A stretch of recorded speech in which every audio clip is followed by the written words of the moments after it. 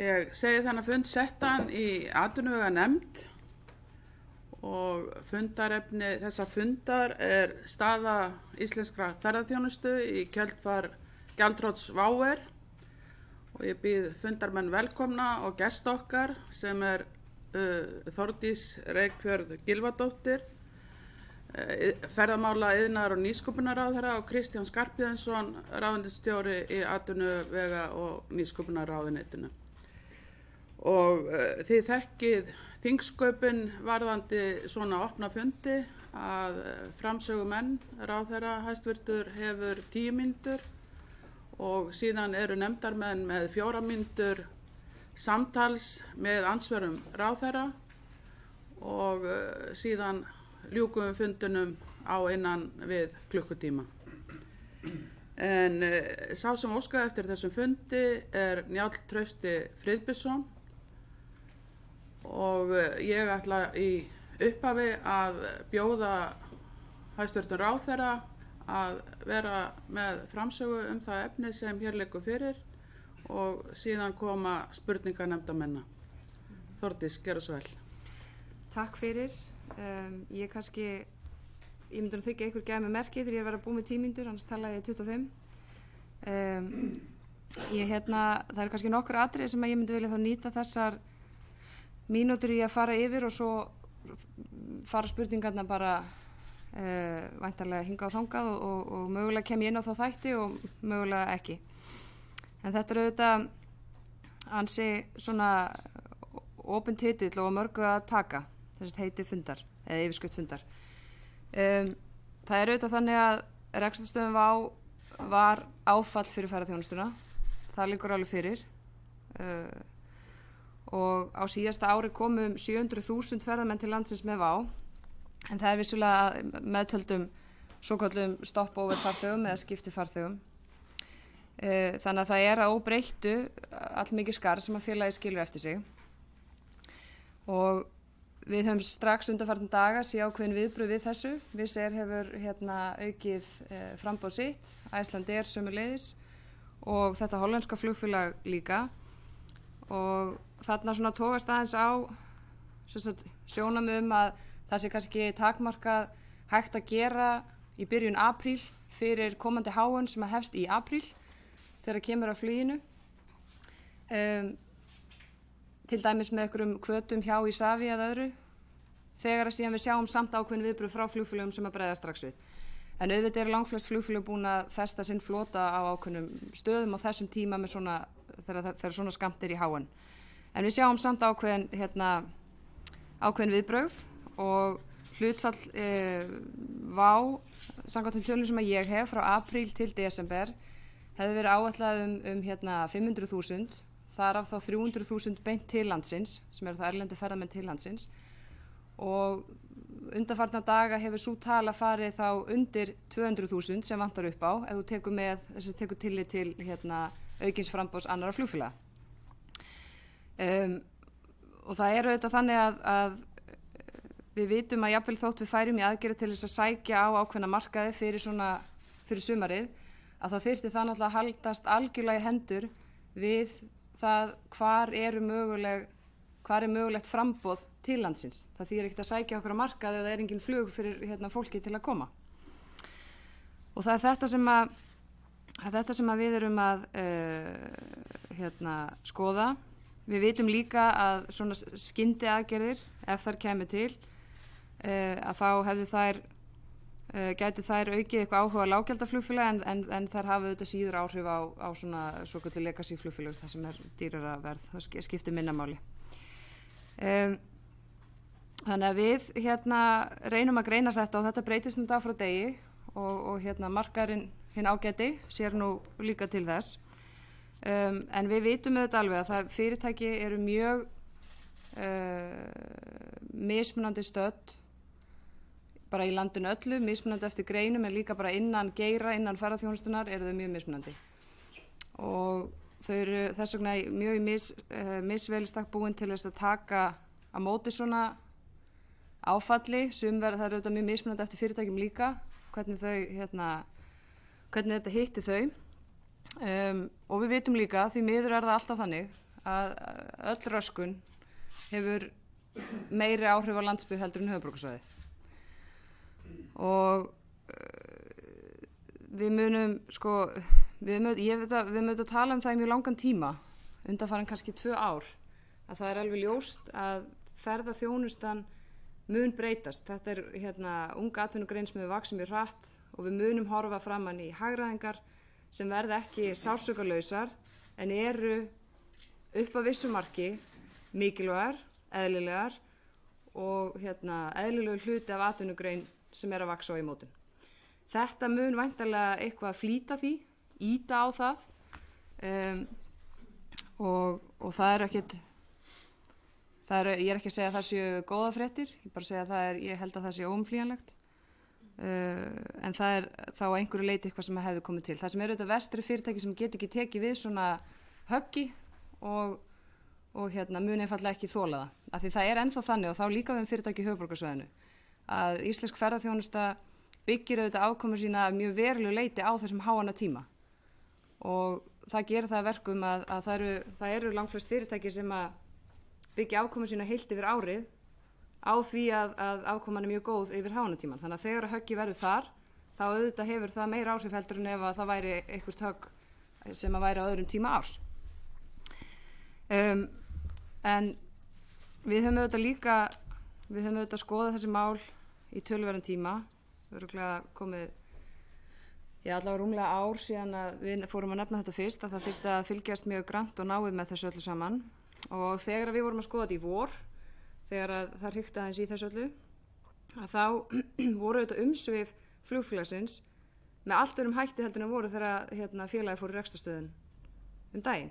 Það var miklu meira, það var miklu stærra, þannig að það var búið að taka ákveðin hluta,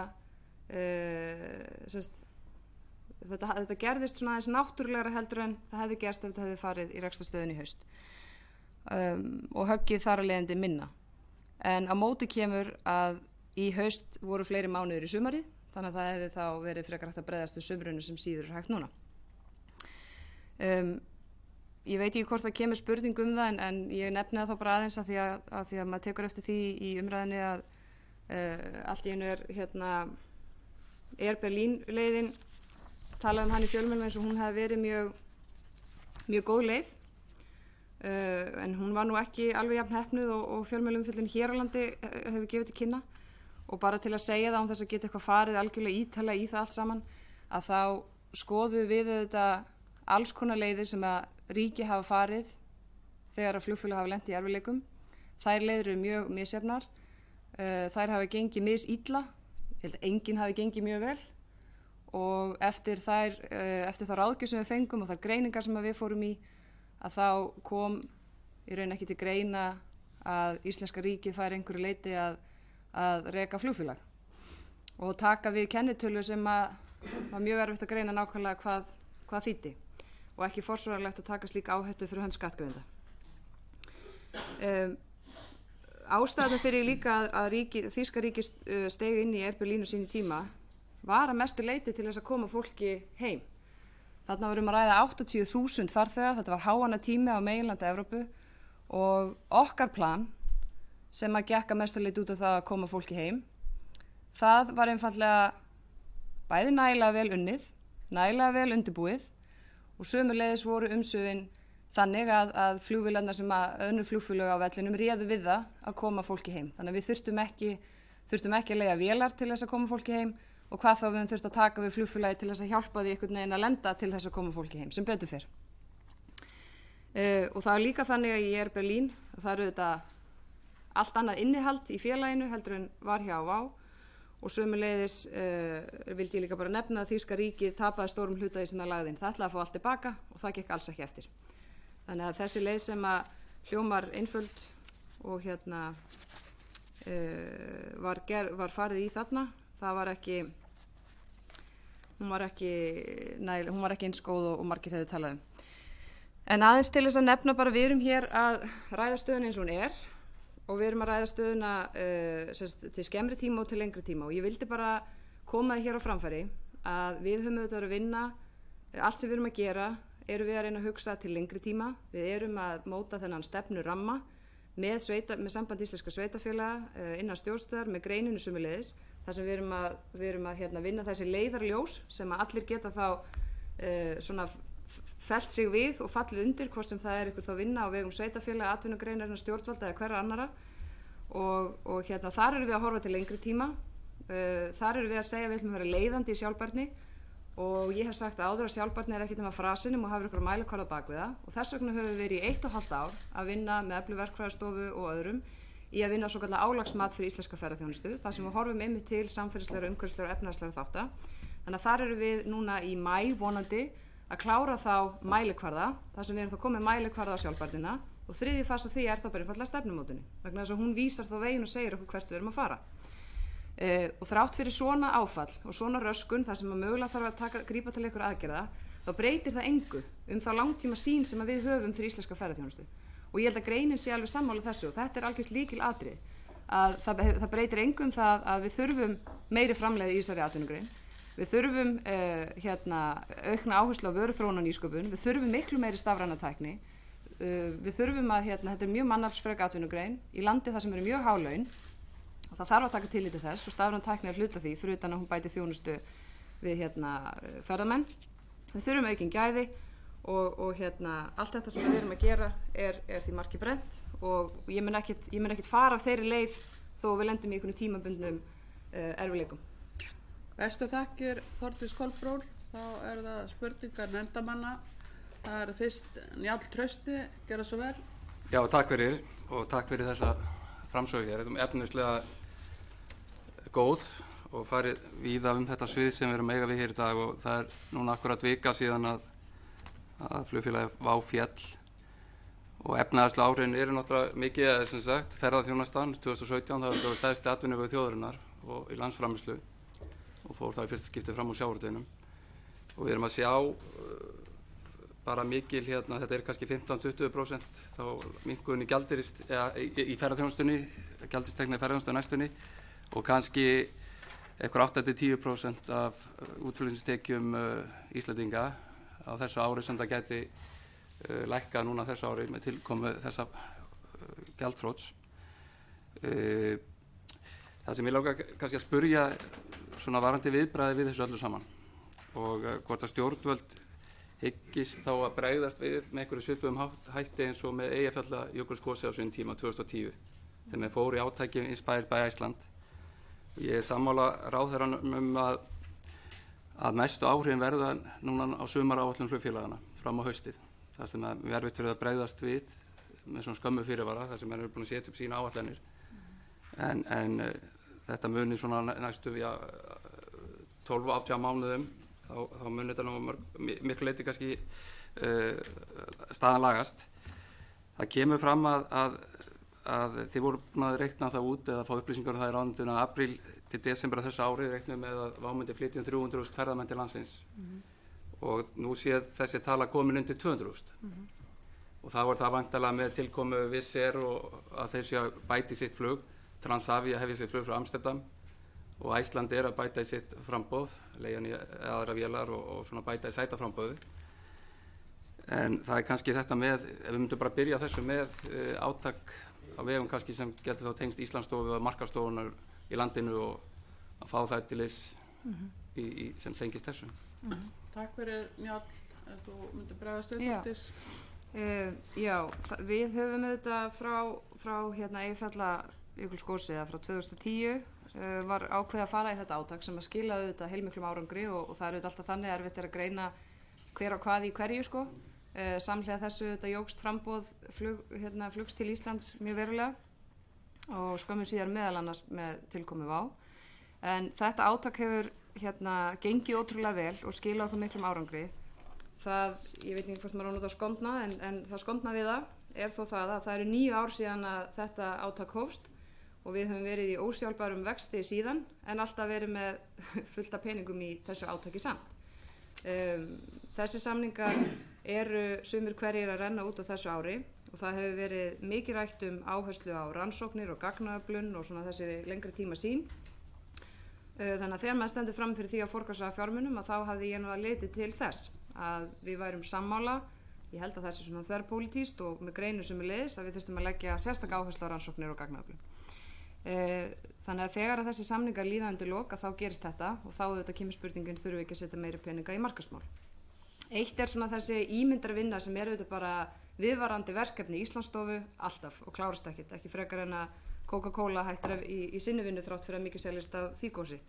En hitt svona þessi svona söludrifna markaðssetning og það kannski spurning að fara í slíkar aðgerðir núna til þess að hafa áhrif á sumar eins og segir og þar þurfum við samt að mínu viti líka að líta til markaðsstofana því þær eru að mörgu leyti mjög svona vel í stakk búnar til þess að vera sá aðili að svona sækja ferðamenn beint og eru svona sölu drifnar og þegar að ferðamenn fara lengra út á land að þá eru nú meira líkur á því að þeir dvelji lengur.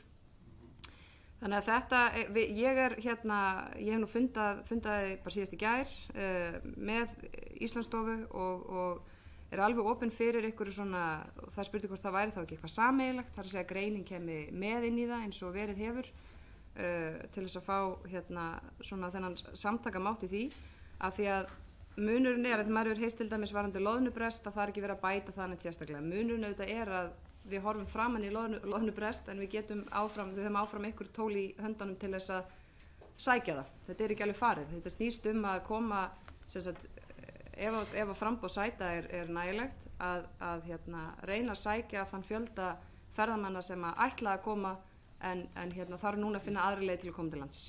Takk fyrir þetta. Albertína, gjörðu svo vel. Já, takk hérlega fyrir og takk hérlega fyrir hæstvirtur ráðherra.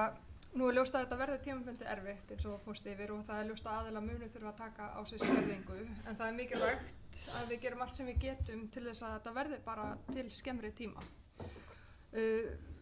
Ráðherra fór mjög vel yfir stöðuna og ég er mjög glöð að heyra að hún átti að segja á þeirri staðreynd að þetta mun hafa meiri áhrif á smærri fyrirtæki sem að sérstaklega á landsbyggðinni sem að treysta mjög á HN-ina sem að við stöndum frammi fyrir núna verður líklega skerðing á. Og ég veit að sveitarstjórnir eru byrjar að funda með ferðaþjónustunni en það þarf eitthvað meira til. Mér langar þess að spyrja hvernig ráðherra sér fyrir sér að gefa í varðandi dreifingu ferðamanna landið og hvort þú sjáu fyrir þér að efla markaðsstofunar á þessum tímapunkti til þess að þær geti stutt almennilega við verkefni framöndan eins og þú nefndir sérstaklega áðan. Og sömuleiðis langaði mig að koma inn á mikilvægi nýsköpunar og það þarf náttúrulega peninga til þess að þróa eftirsóknarverð verkefni og gefa tækifæri til þess og það geti náttúrulega líka skapa tækifæri fyrir allt það hæfileikaríka fólk sem að því miður var að tapa störfum núna og svo þurfum við náttúrulega að hugsa til lengri tíma og fara í smart markaðssetningu í takt við þá markhópa sem að við viljum en ég held að það sé ástæða til þess að vera með algjöran fókus þar á landsbyggðina og halda áfram þessari hugmyndum dreifingu ferðamanna. Þannig sköpum við líka pressu á flugfélög og fáum fólk til þess að gera það með okkur. Og þess vegna langaði mig að spyrja þekkir eitthvað hvaða leiðir Isavia og Íslandsstofa er að tala í því samhengi. Takk fyrir þetta. Þórdís, gjörðu svo vel. Já, sko við erum auðvitað með þessi bara verkfæri sem við höfum haft hingað til ég meina flugþróunarsjóður er svona til þess að reyna að ýta flugið út á land. Ég er mjög glöð að sjá að þó það sé einu sinni í viku það munar það, sérstaklega fyrir svæði eins og Norðurland að þetta hollenska félag ætlar að fljúga þangað einu sinni í viku í sumar. Ég auðvitað hef augun mjög á markaðsstofunum og þær hafa unnið mjög merkilegt og gott starf og eins og við hv. Þingmaður höfum oft rætt í þinginu eru svona sjálfsprottnar stofur víða land sem eru komin með svona viljayfirlýsingu við ríki en ég sé ekkert annað fyrir mér en að það verði einhver lögbundið hlutverk sem markaðsstofurnar hafa. Kannski erum við hér með eitthvað tækifæri til þess að ganga aðeins hraðar í það verk en það verður þannig að vera þannig og það er samtal sem að ég hef ekki átt við markaðsstofurnar að þær séu sömuleiðis tilbúnar í það að mögulega taka ykkur svona meira afgerandi skref í því. Við erum auðvitað eftir þessa áfangastað áætlanir sem eru tilbúnar út allt land að þá í rauninni í mínum huga næsta skref að þróa markaðsstofurnar í svokallaðar áfangastofur.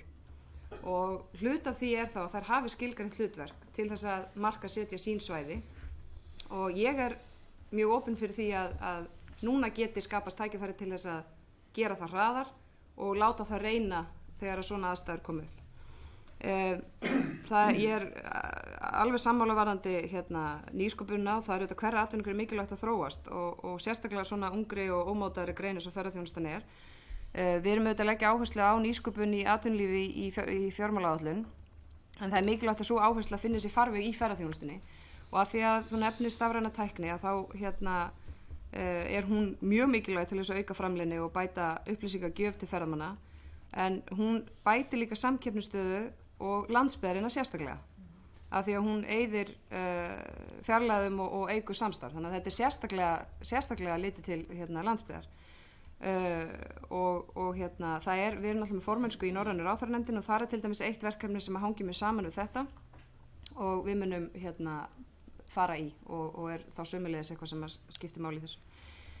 Varðandi Isavia þá það sem að þau eru auðvitað í sífelldu markas- og sölustarfi, en það er eitthvað sem að skila sér náttúrulega frekar til lengri tíma, þannig að það er spurning hvað er hægt að gera sem að dugir bara fyrir til skemmri tíma, en þau hafa samt átt mörg samtöl við mörg flugfélög sem hafa skilað jákvæðri niðurstöðu og eins og ég segi á aðeins viku þá erum við strax farin að sjá einhverja breytingar, en svo kannski takmörk fyrir því hversu hratt flugfélög hreyfa sig verandi búin að skipuleggja sinn flota fyrir þessa áin. Takk fyrir það. Mér langar að spyrja ráðherra út í áhrif þessa gjaldþrots VARs á svona ferðaþjónustuna út land, að þú hefur komið inn á það að hún hafi mismunandi áhrif eða þetta gjaldþrot á fyrirtæki bæði eftir staðsetningu og stærð fyrirtækja. Nú var VAR lággjalda flugfélag, er einhver merkileg dæmi að farþegar hafi frekar verið að sækja í þessi litlu og meðalstóru fyrirtæki út land eða bara dreifðust jafnt á milli ferðaþjónustu fyrirtækja og framkvæmdasjóður ferðamannastaða að hann hefur verið að eflast, mun vera lögð aukin áhersla á að dreifa styrkjum úr þeim framkvæmdasjóði út land til að styrkja innviði til þess að mæta þá þeim samdrætti sem hugsanlegur er gagnvart þeim minni fyrirtækjum sem þar eiga hlut og er einhver svona greining til staðar varðandi bara áhrif til lengri tíma á að lággjalda flugfélag sé ekki með stöðugar ferðir til landsins. Bara bið að bregðast við. Já, við ég er nú með samantekt frá Ferðamálastofu sem að fer yfir svona, það er verið að reyna að greina ferðamenn VÁ versus ferðamenn annarra flugfélaga, eru þeir að dvelja lengur eða skemur, hvar dvelja er helst og svo framvegis. Stundum er ekki marktaka munur en það er þó, þeir dvelja aðeins skemur heldur en til dæmis hjá Icelandair og öðrum flugfélögum sömuleiðis. Þannig að, og þeir, við minnum nú að þeir fari líka, Kristján kannski mannst að sömuleiðis aðeins síður út á land, lengra ferðir, er það ekki? Þetta er yngra fólk yfirleitt. Já. Og en þetta verður birt í dag. Þetta verður birt í dag, ok, frábært. Þannig að hér eru nú svona ýmiss konar áhugaverðar upplýsingar þetta.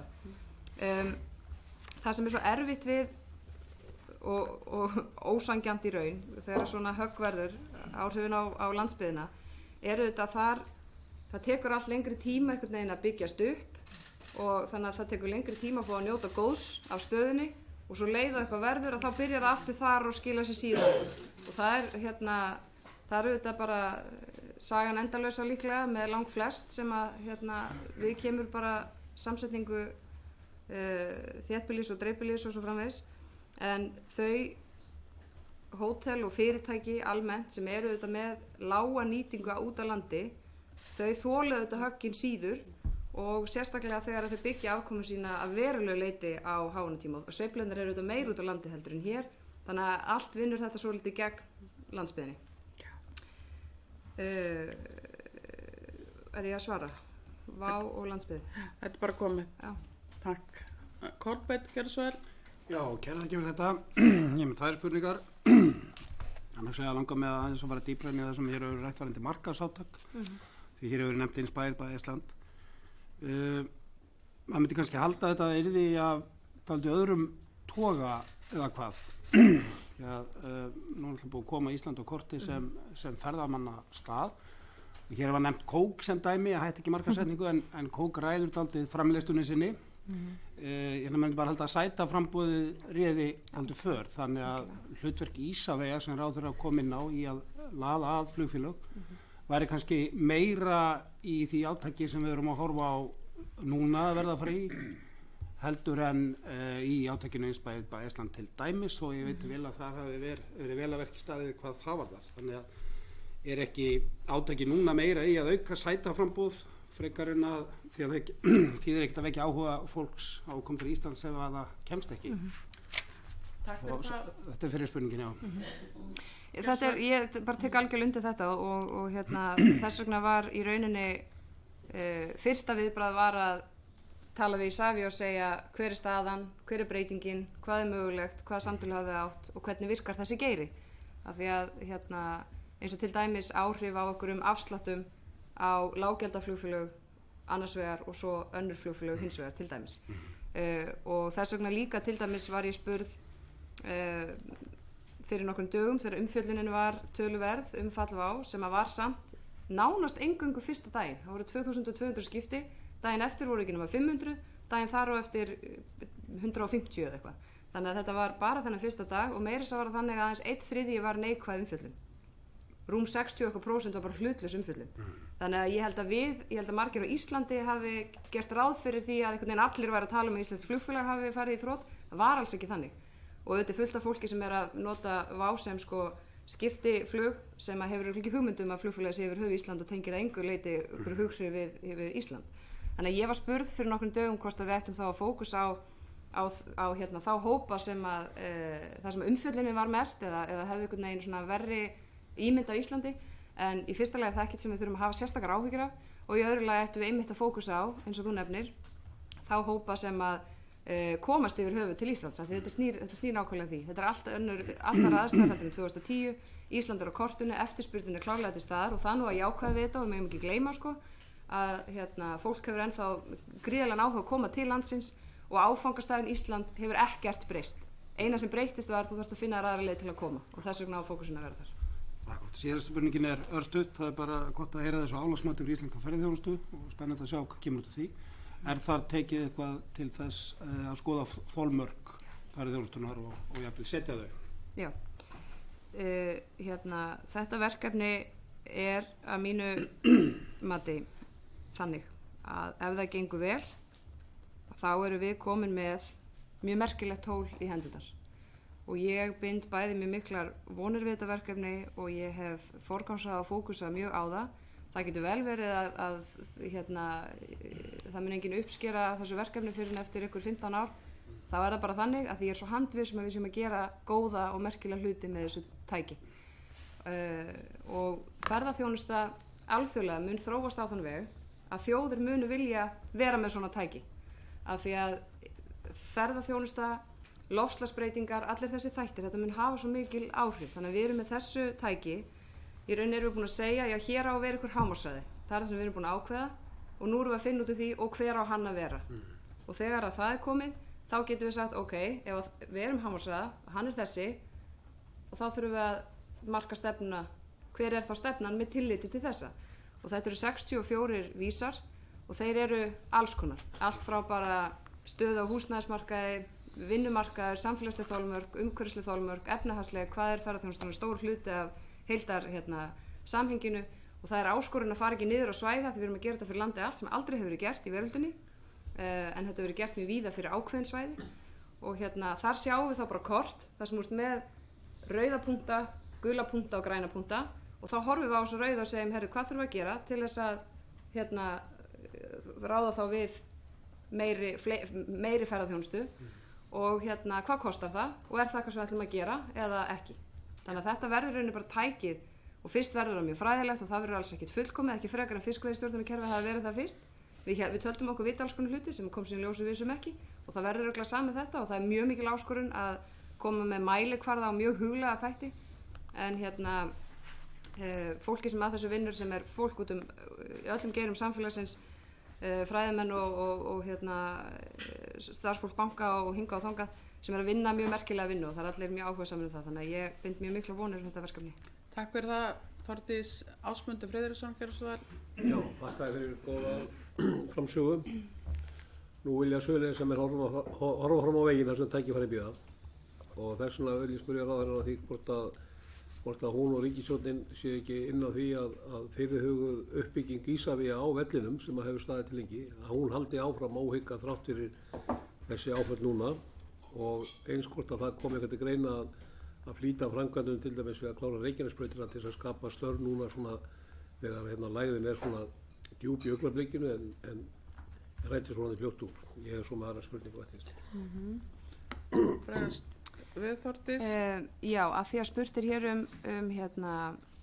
Suðurnesin, það langaði mig bara að nefna sem nýsköpunarráðherra að þá var Nýsköpunarmiðstöð Íslands hafði frumkvæði því að hafa samband við okkur og bjóða upp á í rauninni svona þjónustu og aðstoð á Suðurnesunum sem að þau hafa reynslu og þekkingu af, gerðu meðal annars eftir hrun og við þáðum það með þökkum og þau eru að forma það allt saman. Sömuleiðis verið að huga að viðskiptarhæli þar, sérstaklega sviðferðarþjónustu sem við erum auðvitað með hér hverju ári, Startup Tourism, eða Icelandic Startup sem að að því það skiptir máli eins og fyrir þetta svæði sem náttúrulega verður helst svona fyrir þessu áfalli af ýmsum toga að það sé bæði tekið utan fólk sem þá svona þessi félagslegi hluti en það sé líka verið að sá fræjum og segja hér eru tækifæri stökkvið af stað.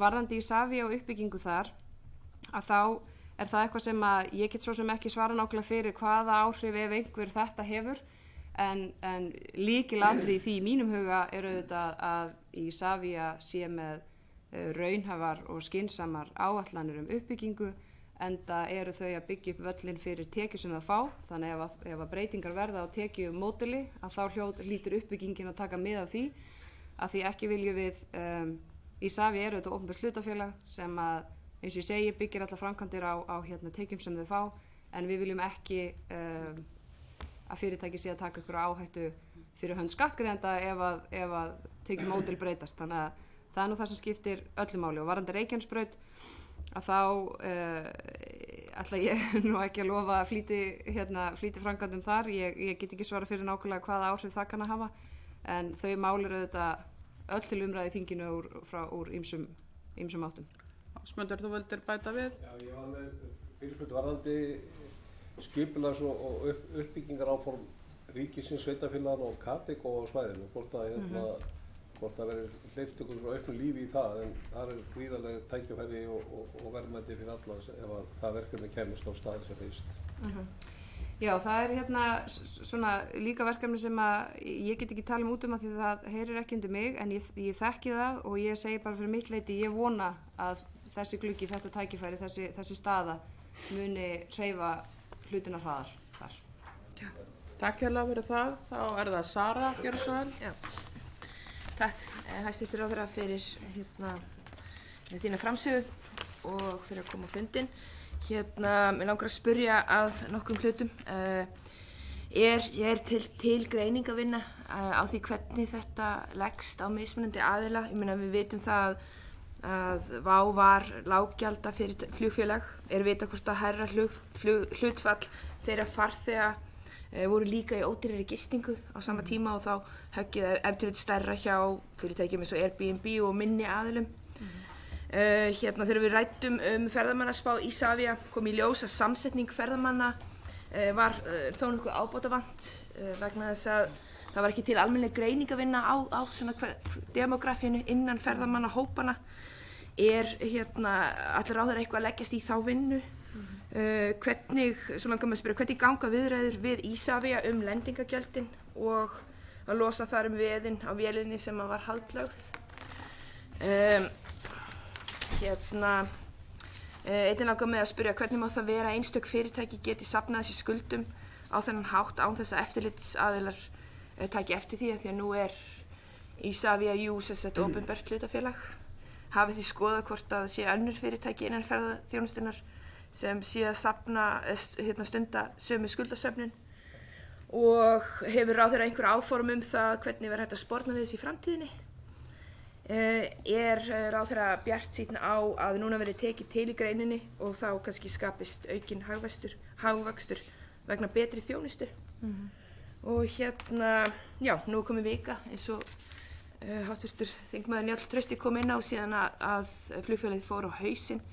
Hvaða samdrátt, ef einhvern hafið þið orðið vör við? Takk fyrir þetta, Sara, ef þú bregst við, Þórdís. Já, þetta eru allnokkra Þetta eru allnokkra spurningar. Smá hríðskota. Já, ég skal reyna að skauta bara svona ansi hratt.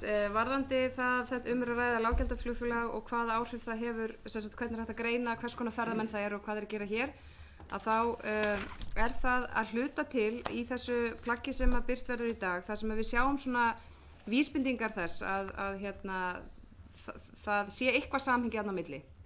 Það er að segja að þau séu þá fremur að dvelja skemur, fara eins styttra, eyða eins minna, en mér sýnist það nú ekki samt verið hægt að fullyrða það með óyggjandi hætti og það að það setji staðar er allavega, það er ekki samt í samræmi við það sem að margir hafa haldið fram að það sé eitthvað beint tenging á milli þess að fljúga, borga mikið fyrir flugfargjaldið og eyða meiri peningum í landinu sem þú fer til. Margir náttúrulega bara ferðast smart eins og kallað það segja bara ferðast eins og ódýrt og þau geta, algjörlega óháð því hvort þeir eiga lítinn eða mikinn pening eða hvort þeir ætla að eyða miklu með litlum fjármunum í því landi sem þeir sækja heim.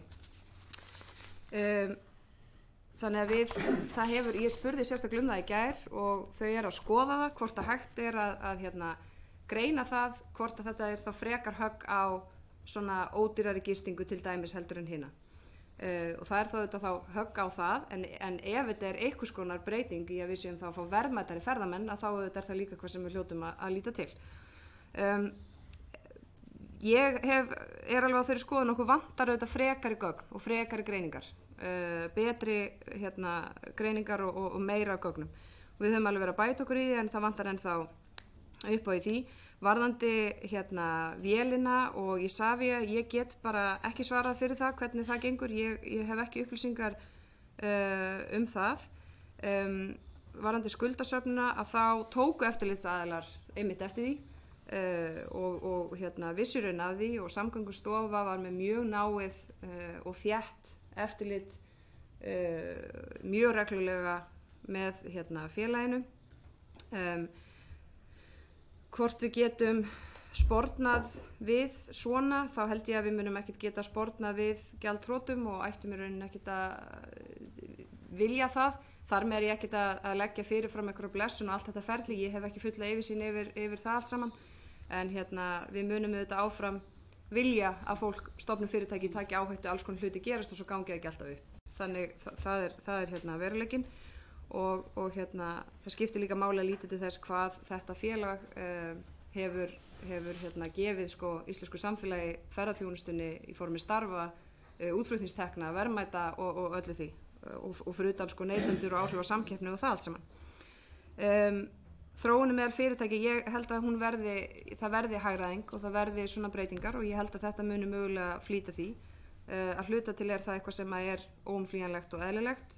En mögulega verður það sársaukafyllra núna en það verður samt líka aðeins að koma í ljós og áhrifin nú þegar eru nú að mörguleiti svona efnahagslega eru þau kannski að mörguleiti minni heldur en einhverjur hefur gert ráð fyrir en það sem mann finnur fyrst fyrir eru þessi ótrúlegu fjöldi fólk sem er að missa vinnuna og þau svona áhrif ekki bara hjá flugfélaginu heldur þar í kring en við sjáum líka til dæmis Airport Associates eru að ráða langflesta tilbaka og þá líka eftir að koma í ljós hvernig þetta mengi vara starfsmönnum, hverjir fara mögulega aftur eitthvað út, hverjir skila sér í fyrri störf og svo framvegis. Þannig að það þarf að gefa okkur aðeins meiri tíma til þess að sjá svona raunveruleg áhrif hvað það varar, atvinnuleysi.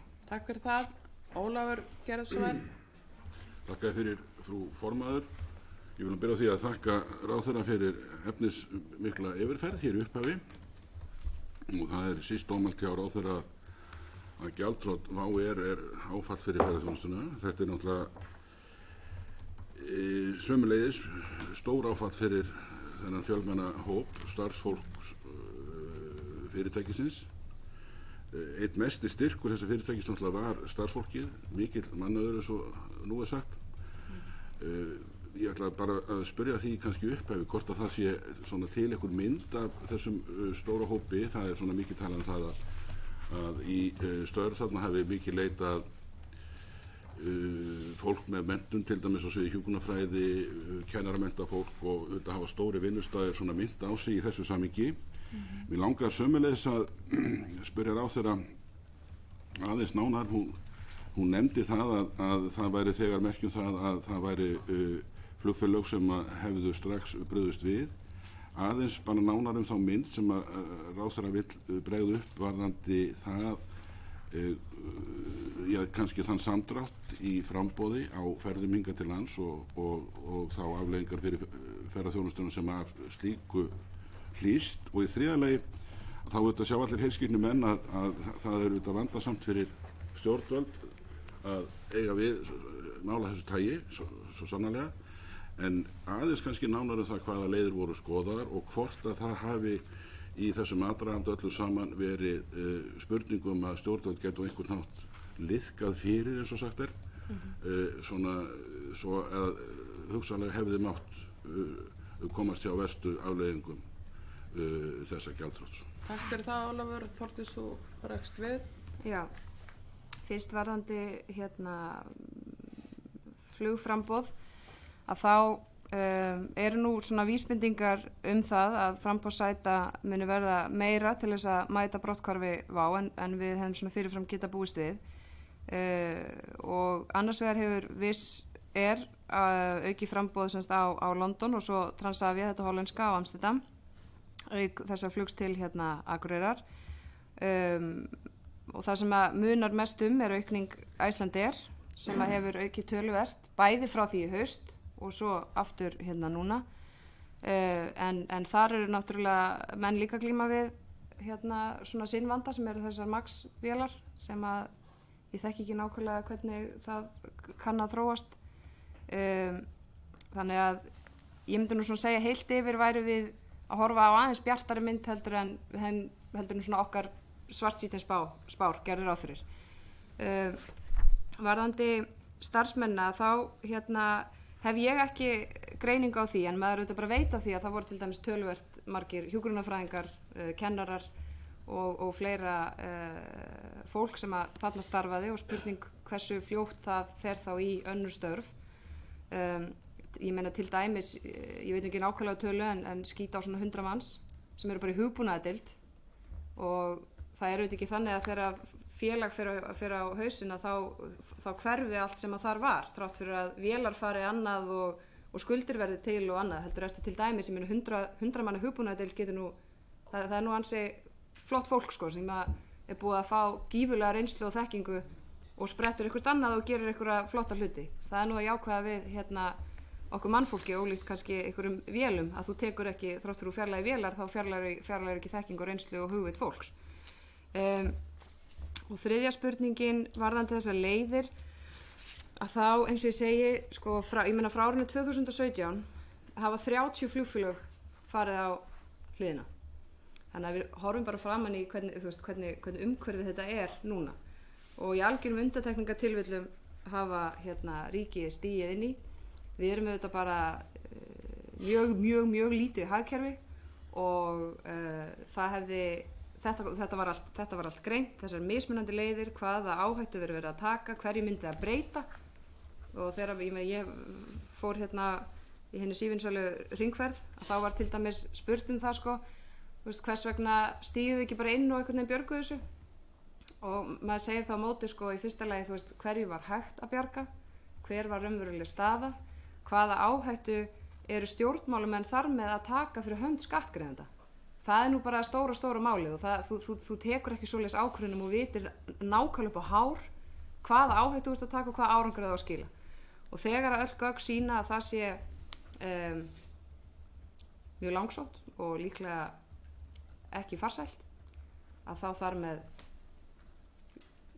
gerir það ekki, þannig að, og sem betur fer, að því við fórum snemma af stað, og þetta var mjög langur aðdragandi, og óvissan varði í mjög langan tíma, að það þýddi þó það að við höfðum tíma og svona gátum af yfirvegun skoðað alla þessa þættu og kalla til sérfræðingar sem gátu metið það með okkur, og þetta var niðurstaðan. Og mér sýnist nú öllu að svona þegar að þessar svona frekar upplýsingar koma fram, að þá styrki það þá ákvörðun. Takk fyrir það, Þórdís. Þá það Þorgerður að gera svo vel. Já, takk Þórdís fyrir mjög fín svör og yfirgripsmið. Þú hafa svarað þessu mjög vel og farið vel yfir hlutina, mikilvæga hluti meðal annars í tengslu við hvað býður starfsfólksins, og það er hárrétt sem þú segir að það er alls konar fólk, og það er meðal annars þessi forritar á hugbúnaðardeild sem að ég held að skipti miklu máli að við reynum að leiða í farveg nýsköpunar og tækni. Og þú myndist á að þú væri líka, það náttúrulega eins og með marga hatta, hvernig þú sér það raungerast, hvernig við hægt að virkja. En fyrst og síðast að þá vil ég segja að ég er sammála því sem ríkisstjórnin gerði hvað það varðar að stíga ekki inn í, þó að ég hefði á móti og hef gagnrýnt það að ég hefði viljað sjá okkur vera meira tilbúin með viðbrögð svör gagnvart því fólki sem að var að missa vinnuna, hvað sem að var á Suðurnesjunum eða annar staðar. En þetta snýst á endanum við það hvernig við höldum samkeppni og samkeppnishæfni landsins, og ef við horfum fram á við, ég er ekki að biðja um að lýsa yfir stuðningi við það að skipta gjaldmiðil hér og nú. En má reyna. Já, það má reyna. En hvernig hvaða svona helstu áherslu myndirðu segja að væri núna til þess að leggja áherslu á samkeppnina upp á bara neytendavernd? Við vitum það að megum búast við því að verð á flugmiðum hækki. En hvað svona sérði í fyrsta kastinu verða til þess að viðhalda samkeppninni, og hvernig meturu mjög mikilvæga samninga, kjarasamninga inn í framtíðina varðandi ferðaþjónustuna, þó að það blasi við að það verði samdráttur inn á ferðaþjónustunar, það er hagræðing eins og þú segir. Hvernig sérðu þá kjarasamningana frá því í gær tikka inn í framtíðarhorfur? Takk fyrir það, Þórdís, þú bregst við. Það er ein spurningu viðbót. Já, fyrst varðandi svona framtíð alls þessa starfsfólks, að þá þetta í mínum huga bara langt mikilvægast að við séum með þannig umhverfi að það geti svona nýtt við tækifæri sem eru þarna úti, og það sjálft geti þá skapa sér tækifæri með þá reynslu sem það hefur. Og að því leiti myndi ég nú segja að við erum auðvitað að vinna þessa nýsköpunarstefnu, þar sem við erum dálítið ég myndi nú segja að við værum að leggja til svona svolítið afgerandi skref og svona breytt umhverfi sem að kallar á ákveðnar aðgerðir og breytta forgangsröðun, og við sem að reyna að færa ykkur úr svona tröppu 1-2 upp í tröppu 4, hvað var bara það að vera nýsköpunarland. Þannig að ég myndi segja að það kemur síðan bráðum, þannig að það tekur svolítið við, það sem við erum að reyna svona að birta að einhverju leiti nýja mynd, að minnsta kosti þroskaðri og sterkari mynd fyrir Ísland sem nýsköpunarland. Og varðandi samkeppnishæfni að þá náttúrulega myndi ég nú segja að þessi svona sívinsæli stöðuleiki sé bara heilt yfir að langt mikilvægasta fyrir þessa atvinnugrein eins og allar aðrar og þetta starfsfólk, og auðvitað er það þannig að þessir kjarasamningar sem að voru undirritaðar í seint í gær eru auðvitað svona mjög stór varða á þeirri leið, og þannig að mér finnst við, og það auðvitað kom skýrt fram, að fall WOW hafði áhrif á viðræður og áhrif á svona stöðum að allra sem komu að því borði. Þannig að það er ekki hægt að segja að áhrifin sé ekki víða, og það sé svona þetta, þú veist, í öllu svartnætti er alltaf eitthvað sem hægt er að svona horfa til og segja, heyrðu, þú veist, við þurfum að nýta þau tækifæri sem að þó birtast, sko. Ég meina, við erum búin að landa allavega kjarasamningum til töluvert langs tíma, og við vitum að þetta hafði áhrif á það. Þannig að við erum þá allavega sammála að reyna að viðhalda þessu stöðuleika sem til lengri tíma er það sem að skiptir langmestu máli. Má ég aðeins spyrja önnur spurning varðandi Ísavía. Við höfum talað um það áður, það vantar eigendastefnu. Ég veit að þú ert ekki með fulltrúa inni þar. Það skiptir gríðarlega miklu máli núna að fá að vita hver er staðan á henni samt og hvernig gengur þér að fá fulltrúa í stjórn Ísavía. Ég held að það skiptir gríðarlega miklu máli líka, bara þá stöðu. Já. Ég er sjálf þeirra skoðunar að ráðherra ferðamála eigi nú að hafa ríkari aðkomu að stjórn Ísavía, algjörlega óháð því hver er ráðherra ferðamála hverju sinni. Eigendastefnan er, eina sem ég veit er bara hún er í vinnslu í fjármálaráðuneytinu, ég veit ekki nákvæmlega hvar það er statt, og þarna hangir saman síðan, sko, eitt er flugstefna, annað er stefna Ísavía og hversu breiða hún að vera, að hún bara vera út frá okkur svona arðsemissjónarmiðum eða koma þá ykkur byggðarsjónarmið og annað, einhvers staðar annars staðar inn í hana, eða hún að vera hluta af því. Og í mínum huga á stjórn Ísavía, við þurfum að gera ríkar kröfur til þeirra fulltrúa sem þar sitja, enda að ræða ótrúlega mikilvægt fyrirtæki sem heldur á brjálegum hagsmunum fyrir íslenskt samfélag og það skiptir máli að það sé svona. Takk fyrir það, Þórdís. Þá það Sigurður Páll, gjörðu svo vel. Já, takk fyrir þessa yfirferð. Þetta búið að vera mjög skýrt og góð yfirferð stöðuna. Í sambandi við að það komið hérna fram áhyggjur manna landsbyggðina og ráðherrann talaði það að við varum lengur að færa aukningun út á land og síðan þegar eitthvað myndi koma upp á eins og þetta þá myndi það fyrst fjara út þar og mér langaði að spyrja því að ráðherrann kom inn á það að það væri verið að vinna með stefnuramma með sambandi íslenskra sveitarfélaga hvort að sú vinna væri þá núna meira miðað við svona getur sagt áföll og og þá verið að horfa til líka aukins flug út á land í sambandi við þetta. Nú hefum við verið að vinna að því alveg í nokkur ár og það hefur einhvern veginn ekki gengið upp að sé meira flug út á land í sambandi við ferðaþjónustu eða bara almennt erlent flug og svörin í sambandi við það hafa verið svona svolítið misjöfn, eldsneytiskostnaður eða ástand flugvalla eða eitthvað slíkt og móttaka ferðaþjónustu á svæðunum líka. Þannig að ég myndi vilja spyrja út í þetta. Gjörðu svo vel, Þórdís. Já, takk. Þessi stefnurammi þetta semst annars vegar þessi stefnurammi sem eru bara þessi leiðarljós sem að munu svona fléttast mjög saman við þessa langtíma stefnumótun sem partur af þessu EFLU-verkefni. Í þessum stefnuramma þar eru það bara svona algjörlega breiðu línurnar þar sem við erum öll sammála að það þurfi að leggja áherslu til dæmis á samhæfingu. Það að segja þetta er auðvitað atvinnugrein sem að fer alla kíma samfélagsins mjög víða í stjórnkerfinu, kallar á náið samstarf sveitarfélaga og ríkisvaldsins, greinarinnar og svo framvegis. Þannig að það alveg lykilatriði til lengri tíma, algjörlega óháð því hvers konar pólitík í gangi hverju sinni, að þá samhæng bara eitthvað sem bara leiðarljós og partur af þessum stefnuramma sem við höfum öll að vera sammála að þurfa að vera til staðar.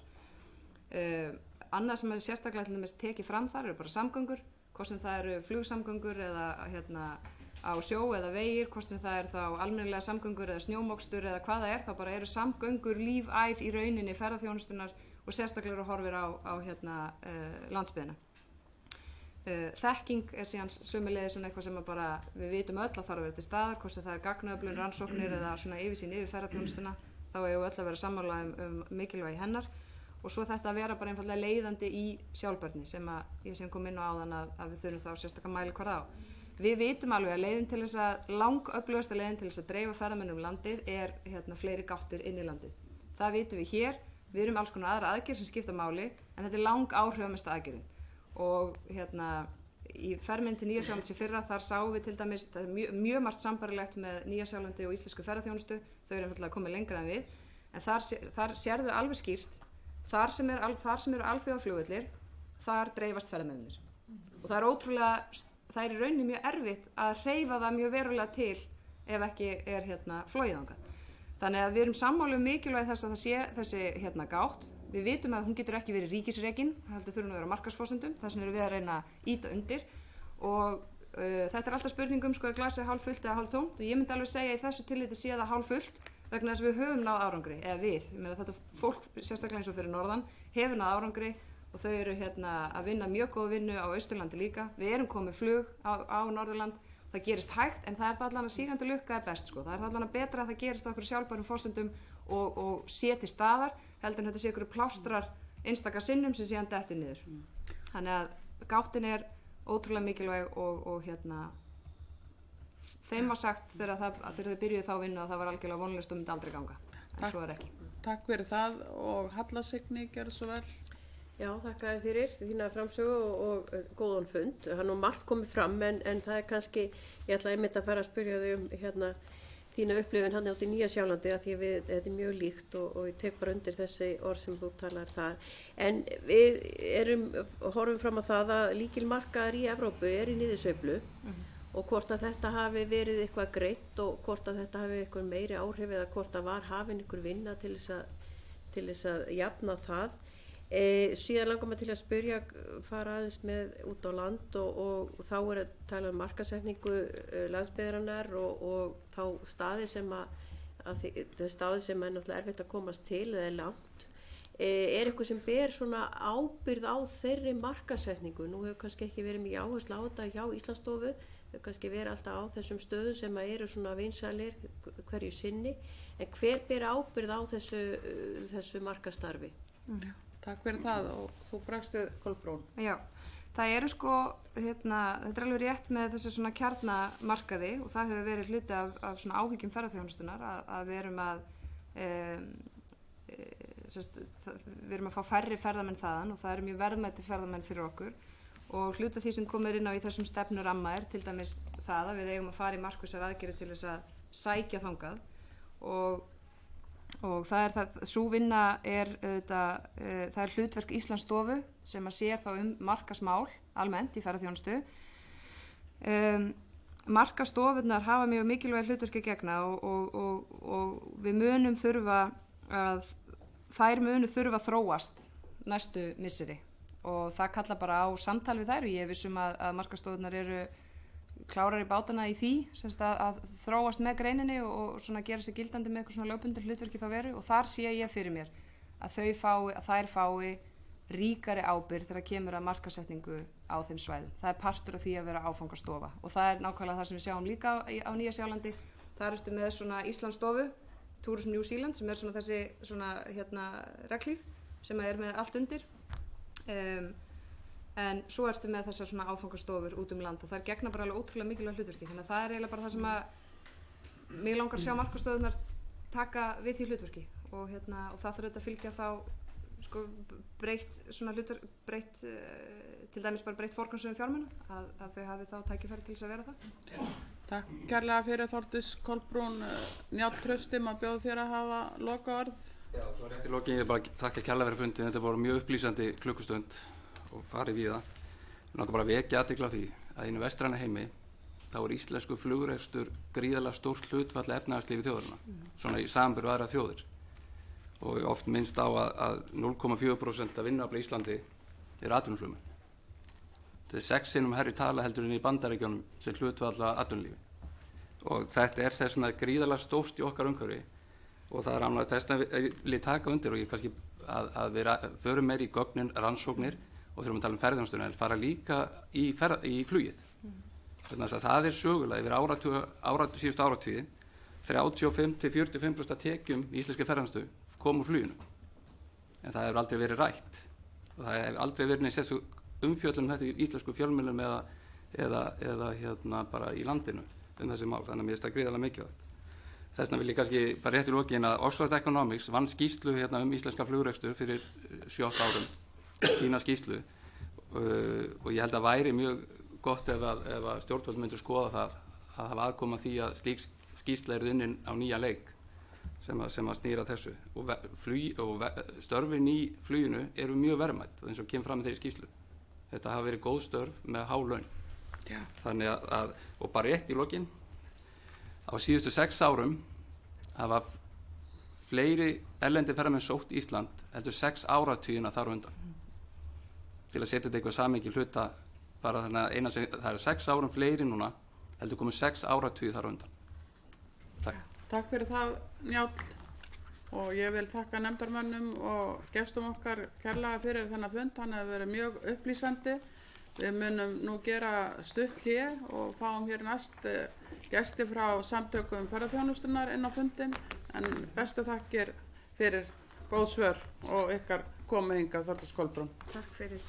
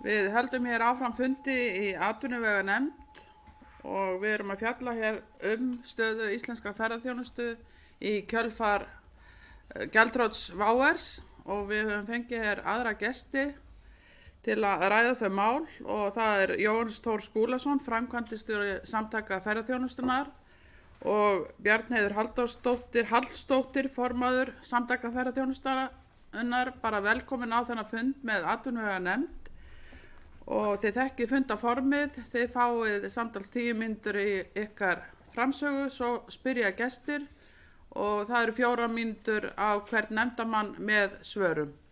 En ég bara býð ykkur að byrja og Bjarnheiður, ef þú vildir byrja, gjör svo vel. Já, takk. Við ætlum að byrja á því að bakka svolítið fram fyrir gjaldþrot WOW. Það var nefnilega þannig að ferðaþjónustan var komin í svona svolítið erfiða stöðu áður en að þetta reið yfir. Það var merkjanlegur samdráttur og hann var farin að raungerast í farþegatölum í Keflavík eins og þið sjálfsagt hafi fylgst með á fyrstu mánuðum ársins. Og þetta má rekja til skertrar samkeppnishæfni Íslands á alþjóðamörkuðum og það hafa verið erfið rekstra skilyrði hjá ferðaþjónustu fyrirtækjunum, meðal annars út af háum launakostnaði í alþjóðlegum samanburði. Við erum náttúrulega að keppa á alþjóðlegum mörkuðum og síðan hefur sterkt gengi krónu undanfarin ár ekki verið að hjálpa. Og þetta leiddi til þess að samsetning ferðamanna hefur verið að breytast hjá okkur undanfarin ár. Það hefur verið samdráttur frá þessum gömlu lykilmörkuðum sem hafa verið okkur mjög mikilvægir í gegnum tíðina. Þá er ég að tala aðallega Mið-Evrópu. Það hafa verið þeir ferðamenn sem hafa ferðast mest landið og verið verðmætastir fyrir landsbyggðina, sem er náttúrulega mjög slæmt, þessi þróun fyrir landsbyggðina. Og samsetningin breytist þannig að það var samdráttur frá þessum lykilmörkuðum gömlu og áherslan hefur svolítið fæst yfir á Ameríku. Og það eru alltaf öðruvísi ferðamenn, þó þeir séu vissulega verðmætir líka. Og þessi aukning undanfarin ár hefur verið borin uppi af ferðamennum frá Bandaríkjunum. Og í svona ljósi WOW þá fer þetta í svolítið annað ljós líka vegna þess að þeir voru náttúrulega að flytja stóran hluta þessara bandarísku farþega til landsins. Gef ég bara þér orðið, Jóhannes. Já, takk fyrir að bjóða okkur hingað. Það sem við höfum verið að leggja mat á og skoða núna undanfarna daga er það hvernig þetta hefur áhrif á ferðaþjónustuna í heild sinni og það má kannski segja að það séu nokkur atriði sem við leggjum töluverða áherslu á. Þetta er annars vegar skammtíma áhrif og skammtíma aðgerðir þá sem að þarf að skoða og hins vegar langtíma áhrif og þá stefnumörkun og langtíma aðgerðir og það er, ef við horfum inn í skammtíman þá skiptir það gríðarlegu máli að þó við vitum að sjálfbær áfangastaður jafni sig út í flugframboði til lengri tíma þá eru það fyrstu 6 mánuðirnir sem eru lang erfiðastir vegna þess að það tekur tíma að koma flugvélum í loftið og flugáætlun henni er ekki endurraðað svo glatt.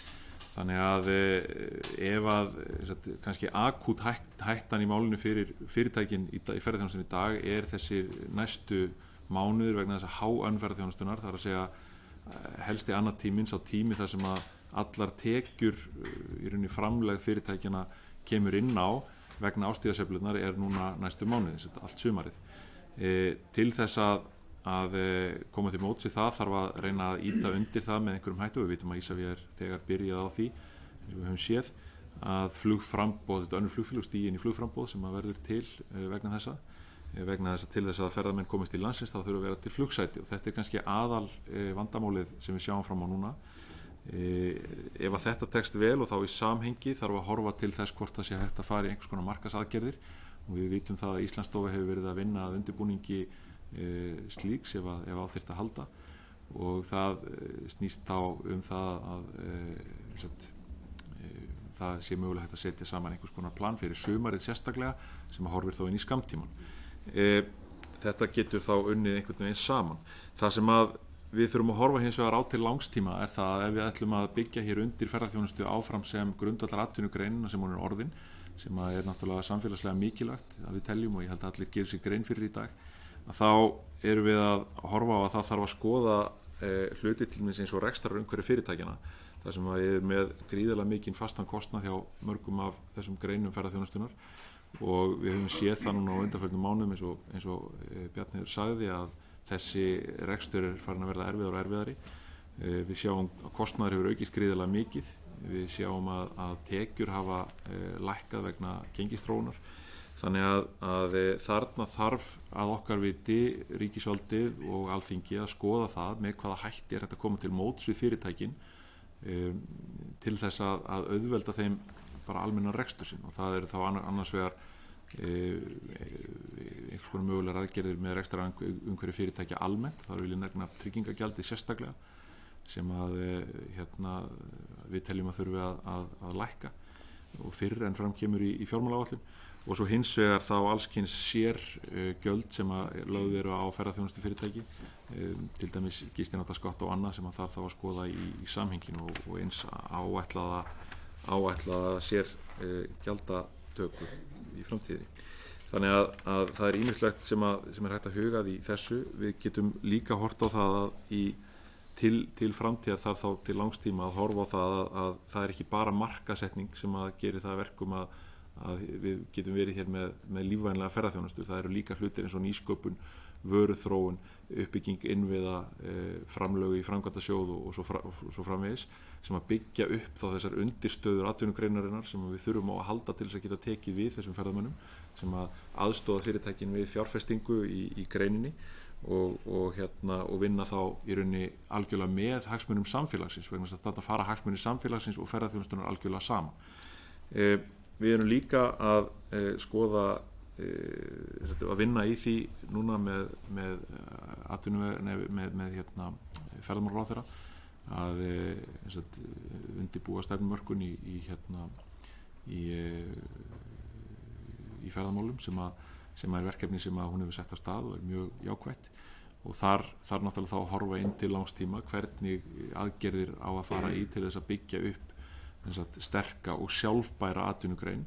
Við sjáum það á undanförnum árum og þá getum við hort á þessa niðurstöðu sem kannski niðurstöðu sem sýnir það að flug hingað til lands hefur kannski ekki verið nægilega sjálfbært. Það helgast náttúrulega hluta til vegna þess að flugsamkeppni í heiminum er gríðarleg og flugmiðar hafa lækkað, held ég 2018 hafði lækkað 40% á síðustu 5 árum þar á undan. Það var aðeins tekið við sér núna og mun væntanlega fara hækkandi í heiminum, ekki bara hér. En sjálfbærni í ferðaþjónustu á öllum vígstöðum, hvort sem að það er að ræða efnahagsleg, umhverfisleg eða samfélagsleg sjálfbærni, er eitthvað sem við þurfum að horfa til, og það þarf að horfa til þessi stefnumörkun, og það þarf að taka, held ég, núna skynsamlegar ákvarðanir inn í framtíðina sem að horfa á langtíma uppbyggingu greinarinnar vegna þess samfélagslega mikilvægi sem hún er farin að bera í sér. Þannig að þetta er kannski svona það sem við viljum leggja inn til þess að byrja með, og svo erum við tilbúin að svara bara þeim spurningum sem þingmenn hafa. Já, bara bestu þakkir fyrir bæði 2. Þá er það Njáll Trausti sem hafði frumkvæði að því að óska eftir þessu fundi, og Njáll, gera svo vel. Já, takk fyrir það og takk fyrir að koma. Langaði að það er komið fram hér kom fram hér á þeirra ég rétt áðan að það er áætlað að ferðamönnum fækki til landsins 300.000 miðað við óbreytt ástand með að WOW myndi hætta að fljúga, eða sem þetta er hætta að fljúga núna frá apríl fram í desember þessu ári. Það kom einnig fram að þetta er einhverjum að breytast, það er að koma inn ákveðið sætaframboð, og þá gegn náttúrulega kannski Icelandair með stærsta framboði þar, svo flugið Transavia frá Amsterdam og Wizz Air að bæta við ferðum frá London. Og hvernig þið sjáu þetta fyrir ykkur að það fyllist í, og fyrirtækin hafa náttúrulega kannski mestu áhyggjur og við öll af sumarvertíðinni sem er stærsta svona vertíðin í ferðaþjónustunni.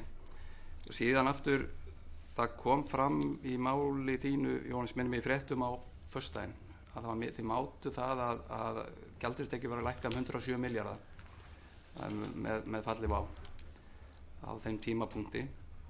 Hvernig hafið þið að meta þetta í framhaldinu en núna þegar að við sjáum taka við sig þetta sætaframboð og hvað er að gerast í þessu umhverfi, og síðan kannski horfum að líka mjög til tengiflugsins hjá Icelandair í þessari þróun að koma fleiri þá til landsins, til og frá Íslandi í ferðaþjónustunni en að fækka þá yfir hafið.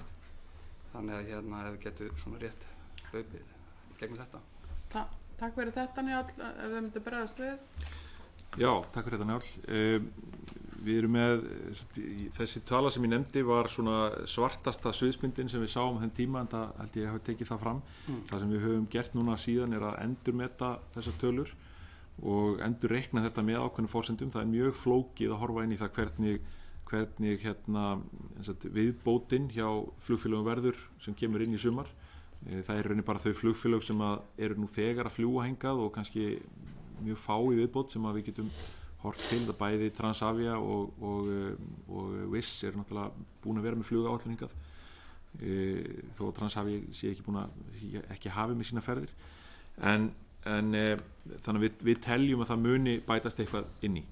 Þannig að þessi spá lækkar og það sem við erum að horfa núna er með við þær forsendur að Icelandair ná að bæta 10% við sitt framboð og önnur flugfélög ná að bæta við 10% inn í framboð. Þá sé gjaldeyristekna höggið í kringum 80 milljarðar þegar að tekið er tillit til fargjaldatekna til og frá landinu, destination farþega. Þannig að það slagar upp í 15 gjaldeyristekna að ferðaþjónustunni sem voru 520 milljarðar í fyrra. Þannig að þetta er töluvert mikið högg og við erum að horfa á þar að neysla ferðamannanna er náttúrulega lykilatriði þar vegna þess að má segja að það sé þá 60 milljarðar eða meira sem er þá bein neysla hér innanlands sem að skila sér þá í ferðaþjónustuna og samfélagið. Bjarnar, þú vildir bæta við? Já, bæta aðeins við þetta bara. Það sem er mikilvægt núna er náttúrulega tímafaktorinn. Hver dagur sem líður, það sem er ekki búið að fylla upp þetta framboð er tap. Við erum með ferðamennan úti sem að bókuðu með WOW og geta ekki fengið annað flug til Íslands vegna þess að þetta aukna framboð liggur ekki fyrir ennþá. Við vitum ekki ennþá hversu sterkt Icelandair getur stigið inn í þetta. Það er ekki komið á hreint.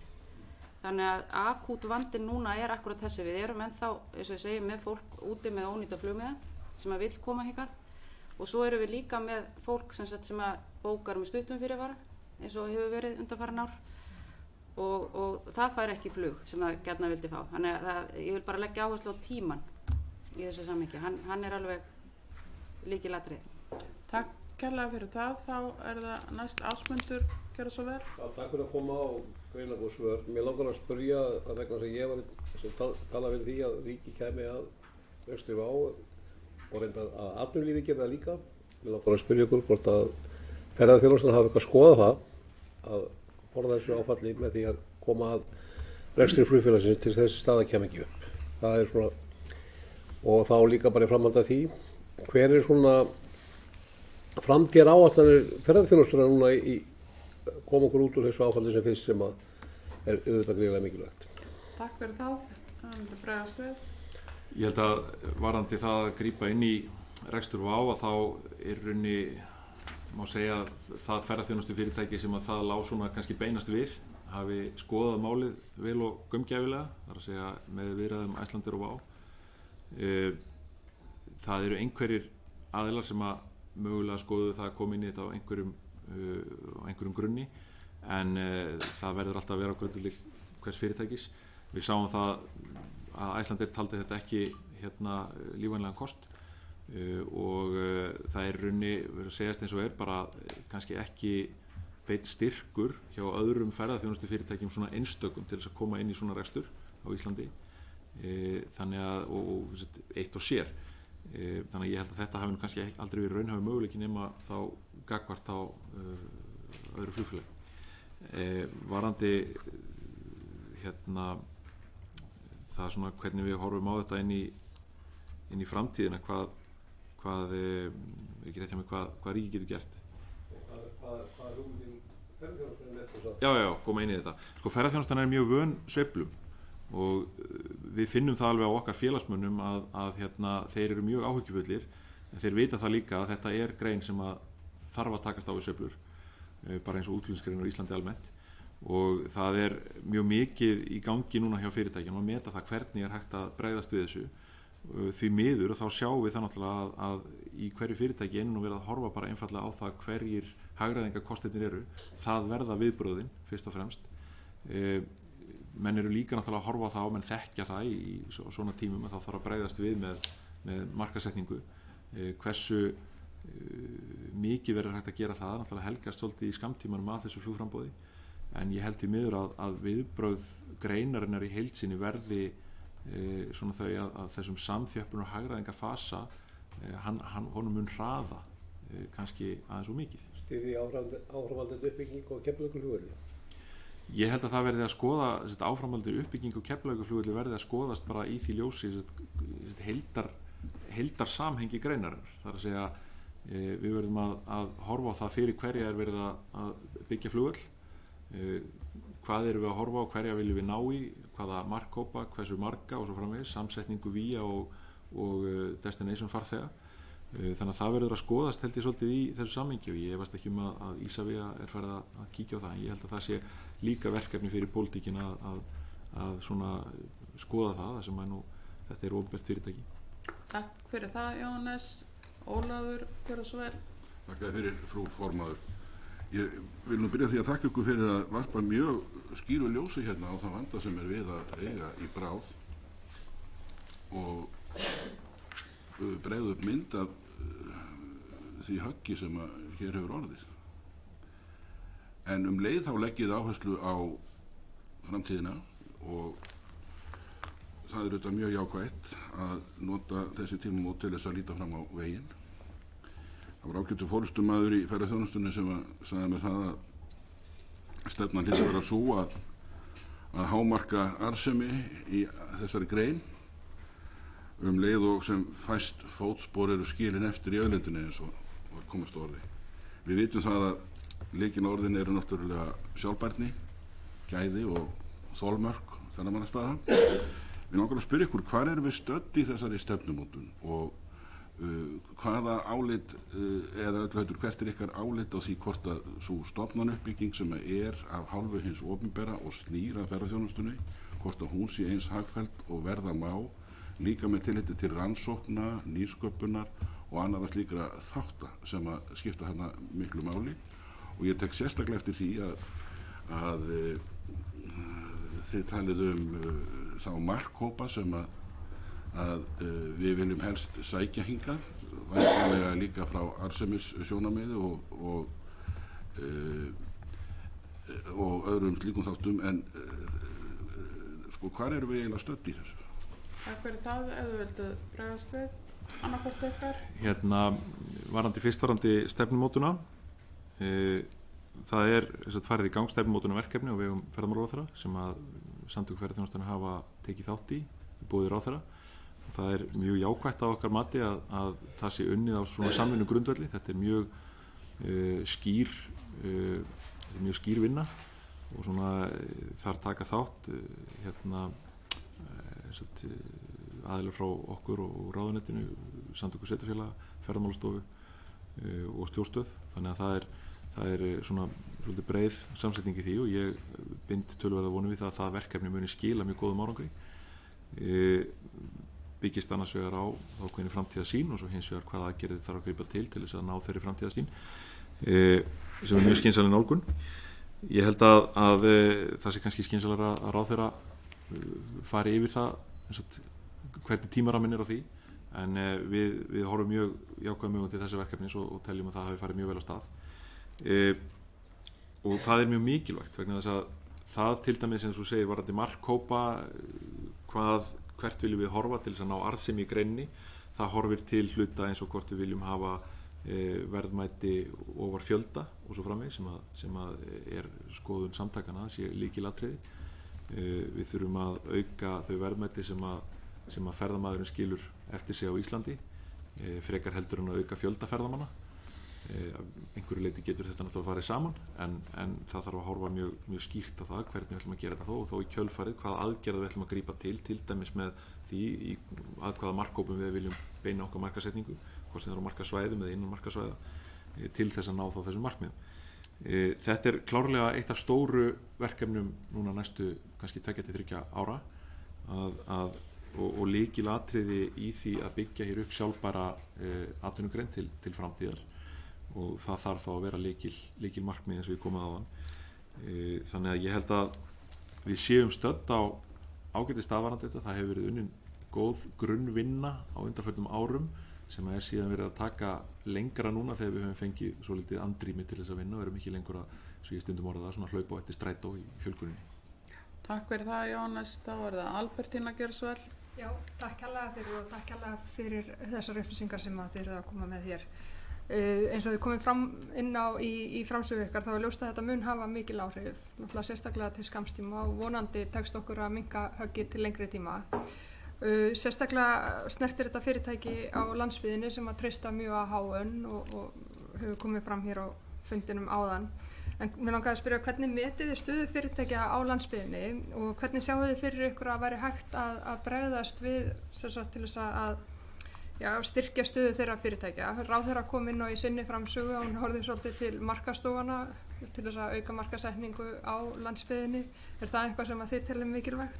Eins langaði með að heyra hvernig þið metið skammtíma versus langtíma horfur í greininni, sérstaklega gagnvart hótelum og afþreyingu og sömuleiðis hversu mikilvægt teljiði upp á samkeppni í geiranum að það verði fleiri en eitt íslenskt flugfélag og í samhengi langaði með einnig að nefna hversu mikilvægt teljiði að opnaðar verði fleiri gáttir inn í landið.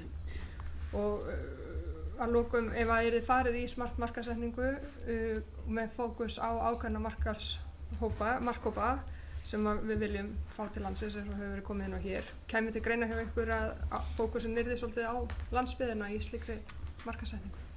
Takk fyrir það.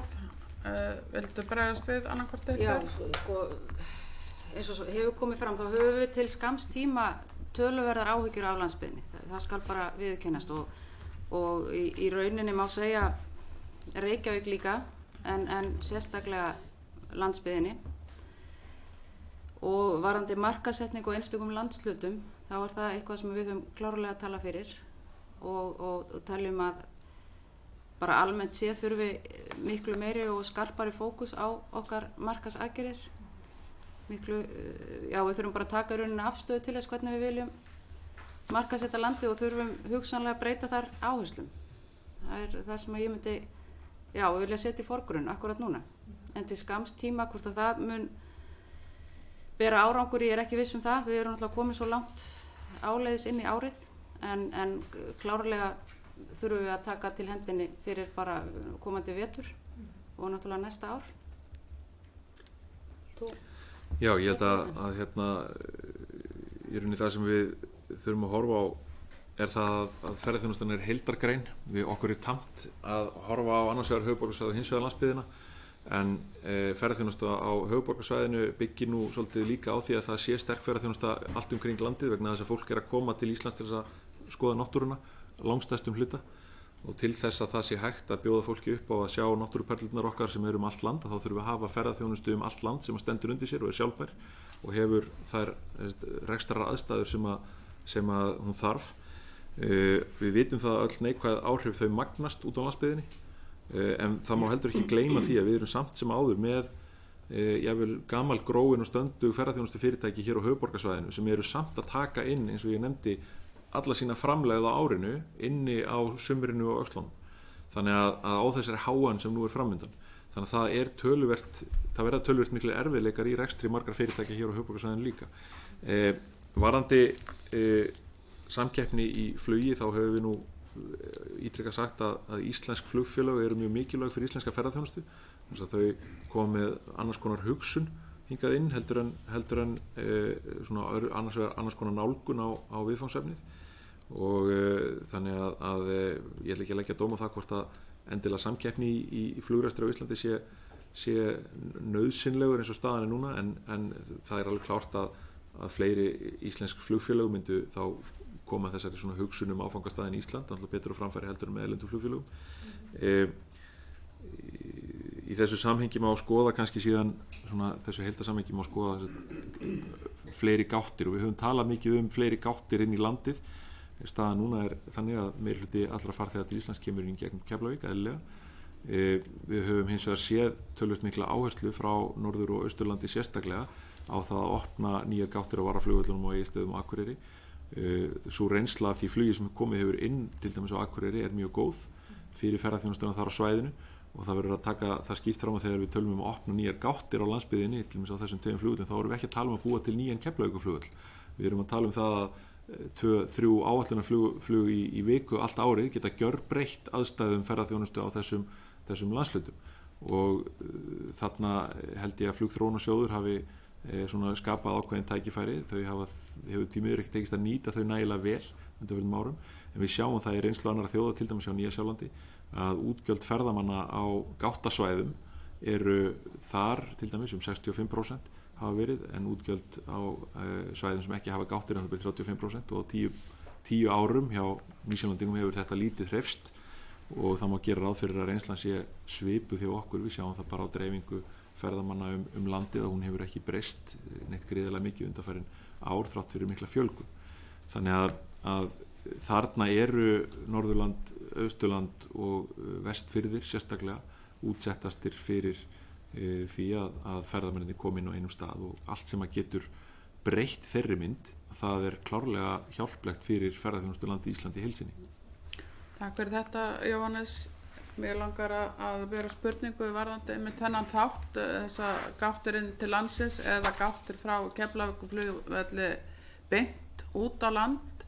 Að nú hefur það verið reynt að fljúga beint frá Keflavík til Akureyrar og jafnvel í leiguflugi til Ísafjarðar og þessara staða, Egilsstaða, að það hefur verið kallað eftir því hjá smærri ferðaþjónustu fyrirtækjum að hafa þennan möguleika vegna þess þegar að gestir ætla að koma til ákveðna áfangastaða út á landi þá verður það auka kostnaður við ferðina að þurfa að gista á höfuðborgarsvæðinu áður en að farið í innanlandsflug.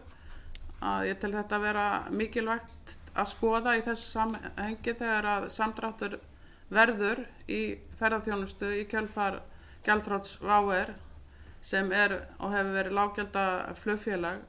En kannski í sambandi við það hvernig hefur markaðssetningin verið hjá samtökum ferðaþjónustunnar út og við heilt yfir að við tölum mismunandi ferðamenn, þessa sem kannski eyða minna og hina sem eyða meira, að eru það frekar ferðamenn sem koma með þeim flugfélögum sem eru ekki lággjalda flugfélög sem skila sér út á land á þá áfangastaði og síðan varðandi framkvæmdasjóð ferðamannastaða að úthlutun úr þeim sjóði skiptir hún ekki miklu máli og nægt fé þar til þess að vinna að uppbyggingu innviða þá sérstaklega á ýmsum stöðum út á landi sem mikil þörf á innviða uppbyggingu. Hvernig svona sú þróun í úthlutun, hefur hún verið að aukast eða hvað? Takk. Já, varðandi framkvæmdasjóðum fyrst, þá framkvæmdasjóðurinn mjög mikilvægur fyrir ferðaþjónustuna. Það augljóst, við höfum séð gríðarlega mörg verkefni sem hafa fengið úthlutanir úr sjóðnum sem hafa verið mjög mikilvæg og við höfum að sjálfsögðu þá skoðun að það vanti fé í sjóðin. Sterkari framkvæmdasjóður klárlega lyftistöng fyrir ferðaþjónustu á Íslandi og þar með samfélagið allt til þess að skila betri ferðaþjónustu, betri upplifun ferðamanna, minna álagi á ferðamannastaði, betri viðtöku. Þannig að það alveg klárt, við skulum ekki gleyma heldur landsáætluninni í þessu samhengi. Hún hefur líka verið líka mikilvæg, en ég held að framkvæmdasjóðurinn sé eitthvað sem við viljum sjá frekar styrkjast en hitt, vegna þess að hann hefur verið að skila mjög mikilvægum verkefnum upp á síðkastið. Varðandi innanlandsflug frá Keflavík, þá það náttúrulega ein leið til þess að sjá til þess að ferðamenn geti komið sér beint út á land. Það náttúrulega bara jákvætt.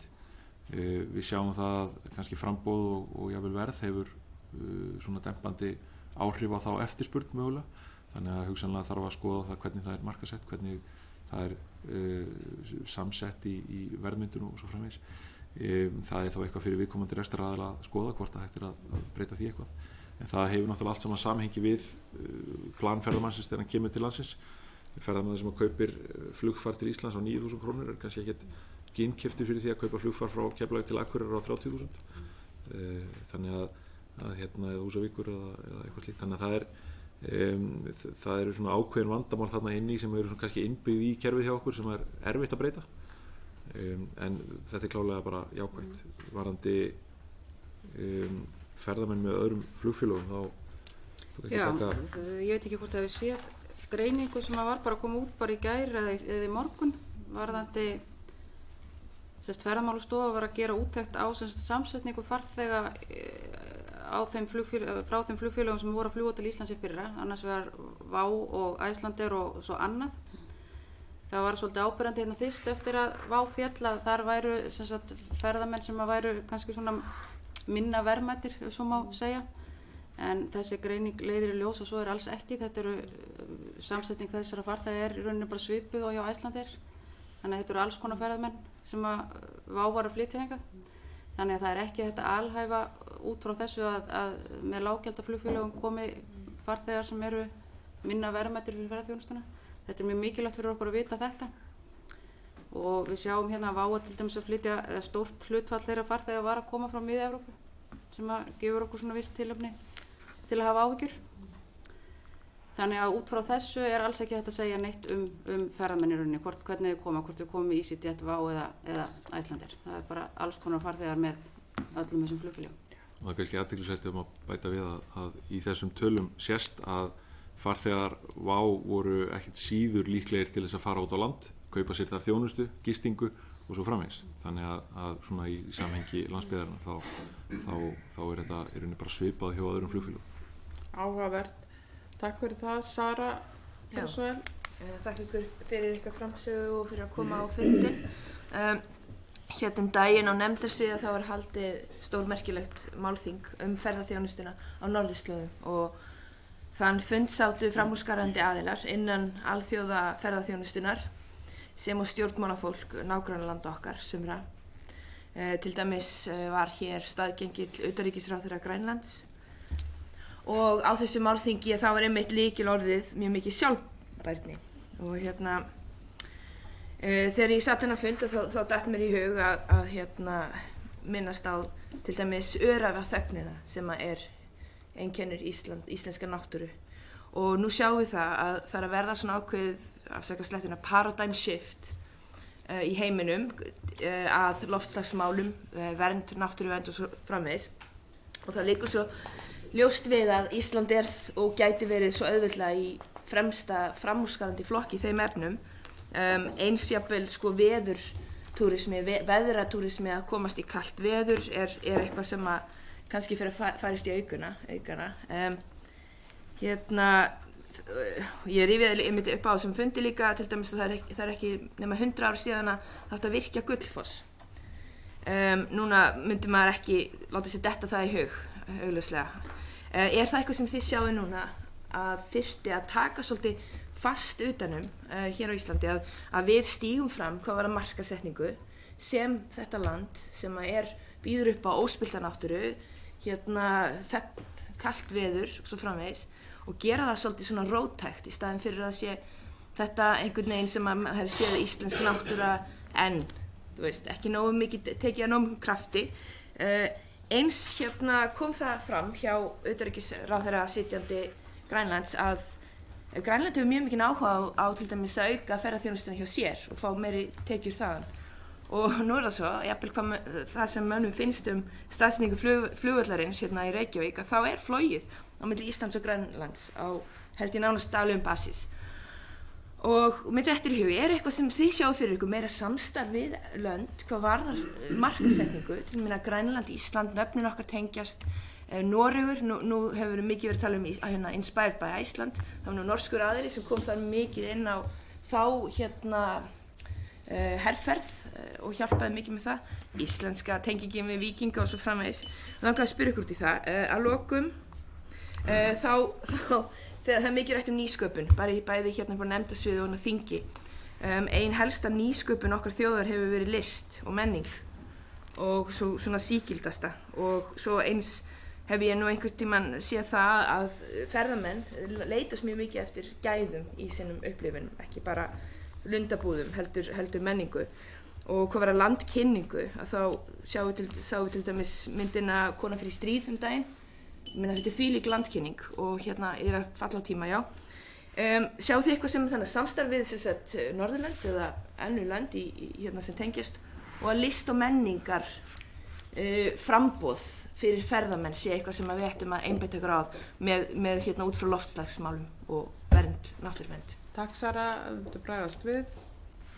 Já, hérna ég held að þarna séu klárlega tækifæri fyrir íslenska ferðaþjónustu í hérna breyttu loftslagi. Við höfum séð bæði ferðaþjónustuna og áhuga frá hinu opinbera í að náttúrulega varandi til dæmis loftslagsmarkmið ríkisstjórnarinnar í því að færa okkur í áttina því að það sé til dæmis hægt að ferðast hér á grænan máta og ég held að tækifærin til þess séu til staðar. Það þarf hins vegar að eiga sér stað kannski töluvert innviða uppbygging hérna og svona grundvallar vinna til þess. Við sjáum til dæmis bara varandi orkuskipti í samgöngum, menn horfa oft til þess að bílleigubíllinn, þeir eru svo margir hérna, að bílleigubíllinn þurfi að verða rafbíll, þannig að menn geti komið hérna og ferðast á rafbíl og grænum máta. Til þess þarf hins vegar að breyta í rauninni mjög miklu, þar að segja við þurfum að taka mjög stór skref til þess að það sé hægt. Eins og staðan í dag er mjög erfitt að koma hingað og ferðast á rafbíl allt land. Það er hægt en það er dýrara og það er flókið og þú finnar hleðstöðvar og annað. Þannig að þarna höfum við nú hjá samtökunum svona ákveðnar hugmyndir það hvernig ferðaþjónustan getur tekið þátt í að hraða þessari uppbyggingu í samstarfi stjórnvöld og hérna þannig að ég held að í þessu liggi klár tækifæri og við sjáum það sérstaklega með nýjum kynslóðum þá er að koma upp ferðamenn sem að hafa klárlega áhuga á þess konar ferðamennsku. Það er þá eitthvað sem að ég held að kvik fyrirtæki muni klárlega fara að færa sig í áttina til. Varandi samvinnu við aðra þjóðir þá erum við nú þegar til dæmis í samvinnu að því hún nefnir Grænland, við erum í samvinnu við Færeyjar og Grænland til dæmis sameiginlega kaupstefnu sem heitir Vestnorden, þar sem að þessi lönd fókusa þess að bjóða sína vörur til sölu fyrir ferðaheildsala og hún er haldin að við minnir árlega, er það ekki rétt hjá mig Björnir, og ferðast á milli landana. Þannig að þar er samstarf og þar í gegnum það hafa menn einmitt orðið varið við áhuga grænlendinga til dæmis á þessu auknu slíku samstarfi. Færeyingar og grænlendingar eru náttúrulega hins vegar að kannski á öðrum stað í ferðaþjónustun heldur en við, þeir hafa ekki fengið þennan gríðarlega vöxt sem við þurfum að takast á við og hafa kannski verið að horfa til þess að fara aðra leið í kjölfarið á því. Við sjáum að grænlendingar eiga til dæmis við vandamálum bara samgöngukerfið innan hjá sér og að þeir hafa verið með markaðssetningar herferðir sem að ganga út á að kenna fólki að ganga Grænland án þess að fara sér að voða til dæmis. Þannig að hafa verið að gera þessa hluti mjög vel að mörgu leyti. Þannig að þetta er í þessu felast mikil tækifæri og ég held að það séu margir ferðaþjónustuaðilar á Íslandi sem að horfa til þess að nýta þessi tækifæri jafnvel betur heldur en gert er. Mér langar sérstaklega nefna varandi hérna að því hún nefnir gæði. Íslensk ferðaþjónusta er í þeirri stöðu í dag og það er mjög mikilvægt að allir gerir sér grein fyrir því. Við erum eitt dýrasta ferðaþjónustuland í heiminum. Árið 2017 gaf UNWTO, ferðamálastofnun Sameinuðu þjóðanna, út samkeppnislista. Þar erum við í 132. sæti af 136 yfir samkeppnishæfni í verðum og við erum sennilega í nýrri mælingu sem hlýtur að fara að birtast að fara að vera enn neðar, dýrust ef ekki þar rétt niður við botnin. Ég held að þetta þýðir og þetta segir okkur það að fyrir þessu eru ýmsar ástæður sem ég vil ekki fara út í, það er lengra mál, en þetta segir okkur það að við þurfum að vera samkeppnishæfi í einhverju öðru og við þurfum að byggja upp okkar samkeppnishæfi á gæðum, á hæfni fyrirtækjana, á innviðum okkar, á því hvernig við veitum ferðamanninu þá upplifun sem hann er að sækjast eftir vegna þess að ef að verð og upplifun fara saman þá er allt í lagi að vera dýrt ferðaþjónustuland. Það er lykilatriði og það spilar þá algjörlega inn í þau markmið sem við erum að horfa inn til framtíðar að fá verðmæta ferðamenn sem eru tilbúinir að greiða það verð sem að það kostar að koma til Íslands og fá þá upplifun í samræmi við það og þá fá við organík markaðssetningu það sé gott að koma til Íslands og svo framvegis.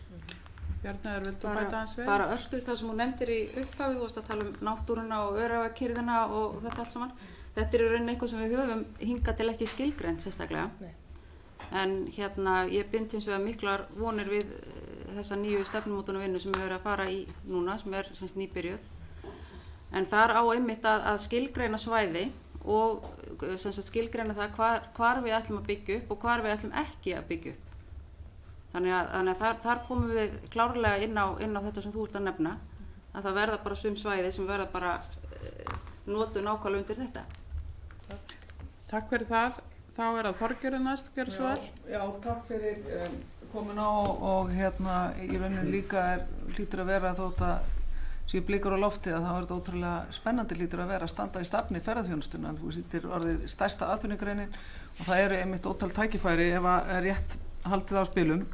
Mér langar að spyrja ykkur út frá glæru sem hjá ykkur afkoma ferðaþjónustu fyrirtækja, það ekki línulegu samhengi við fjölda ferðamanna og afkoman versnaði 2016 til 17 þrátt fyrir 24,2% fjölgun ferðamanna milli árana 2016 og 17. Hver helsta ástæðan að ykkar mati fyrir því að afkoman hafi lakkað þrátt fyrir 25% aukningu?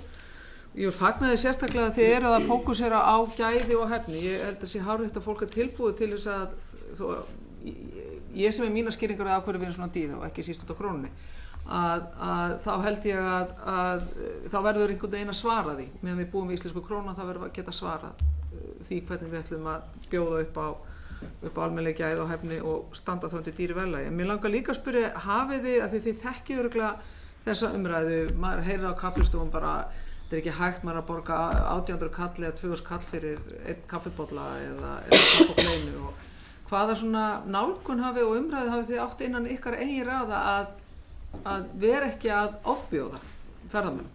Þú veist, við Íslendingar við getum þusa sko, en maður finnur líka að ferðamönnum á einhver stíði þá fara þær yfir bara þröskuldur segja, nei þetta gengur ekki sko. Hvaða samtöl varðandi samfélagslega ábyrgð verðlagningar hefur átt sér stað innan ykkar ráða? Takk fyrir það Þorgerður. Ég skal taka fyrir, ég ætla að leyfa þér að taka kaffibolla það er uppáhaldið þess Jóhannesar.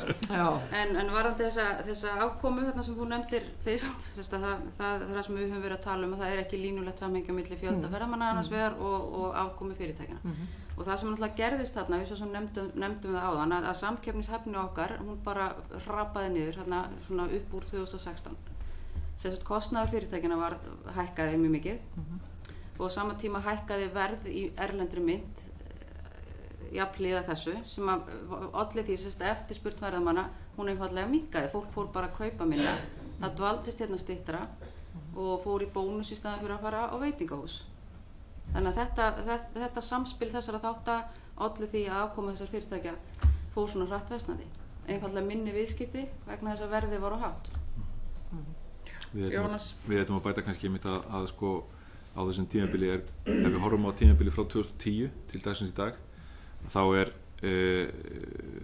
launakostnaður að hækka 75%, neysluvísitala að hækka 25%, byggingavísitala að hækka 37%, sem þýðir það að fastur kostnaði fyrirtækina að hækka gríðarlega á þessu tímabili, sérstaklega frá 2015 ef við horfum til launavísitölu og á sama tíma frá 2010 hefur gengi farið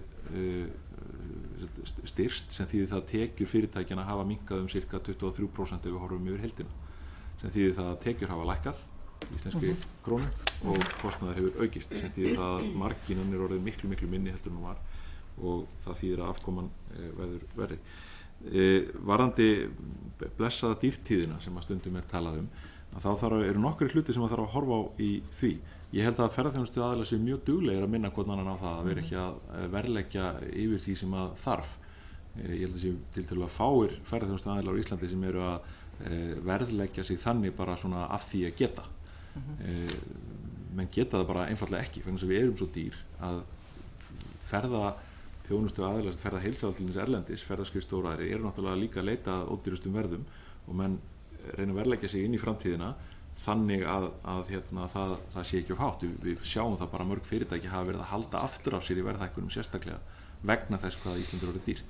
Ef við skoðum kaffibollan og vöffluna sérstaklega og mat sem að þetta er nú oft tekið vegna þess að Íslandingar finna þetta á einn skinni þegar þeir fara og kaupa sér kaffi á kaffihúsi eða vöfflu eða mat á veitingahúsi eða eitthvað slíkt, bæði hér og út á landi.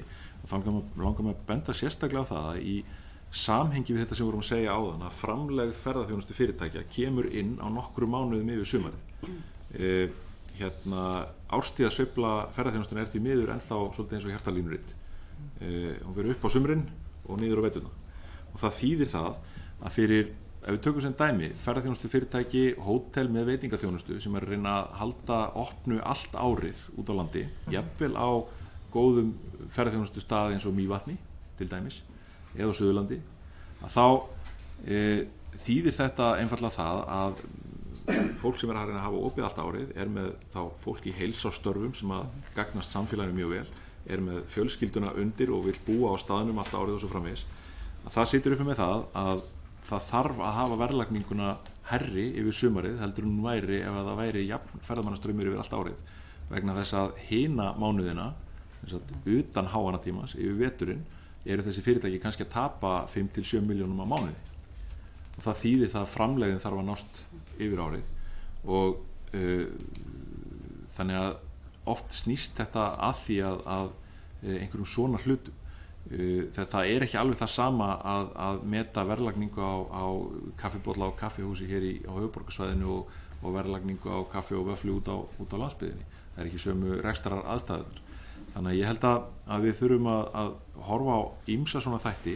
Almennt séð þá er Ísland dýrt ferðaþjónustuland eins og við sögðum, en ef að kaffið og vaflan er rosalega góð og upplifunin er í samræmi við það sem við greiðum fyrir, förum við þá ekki ánað heim? Það er spurning. En Sigurður Páll, gjörðu svo vel.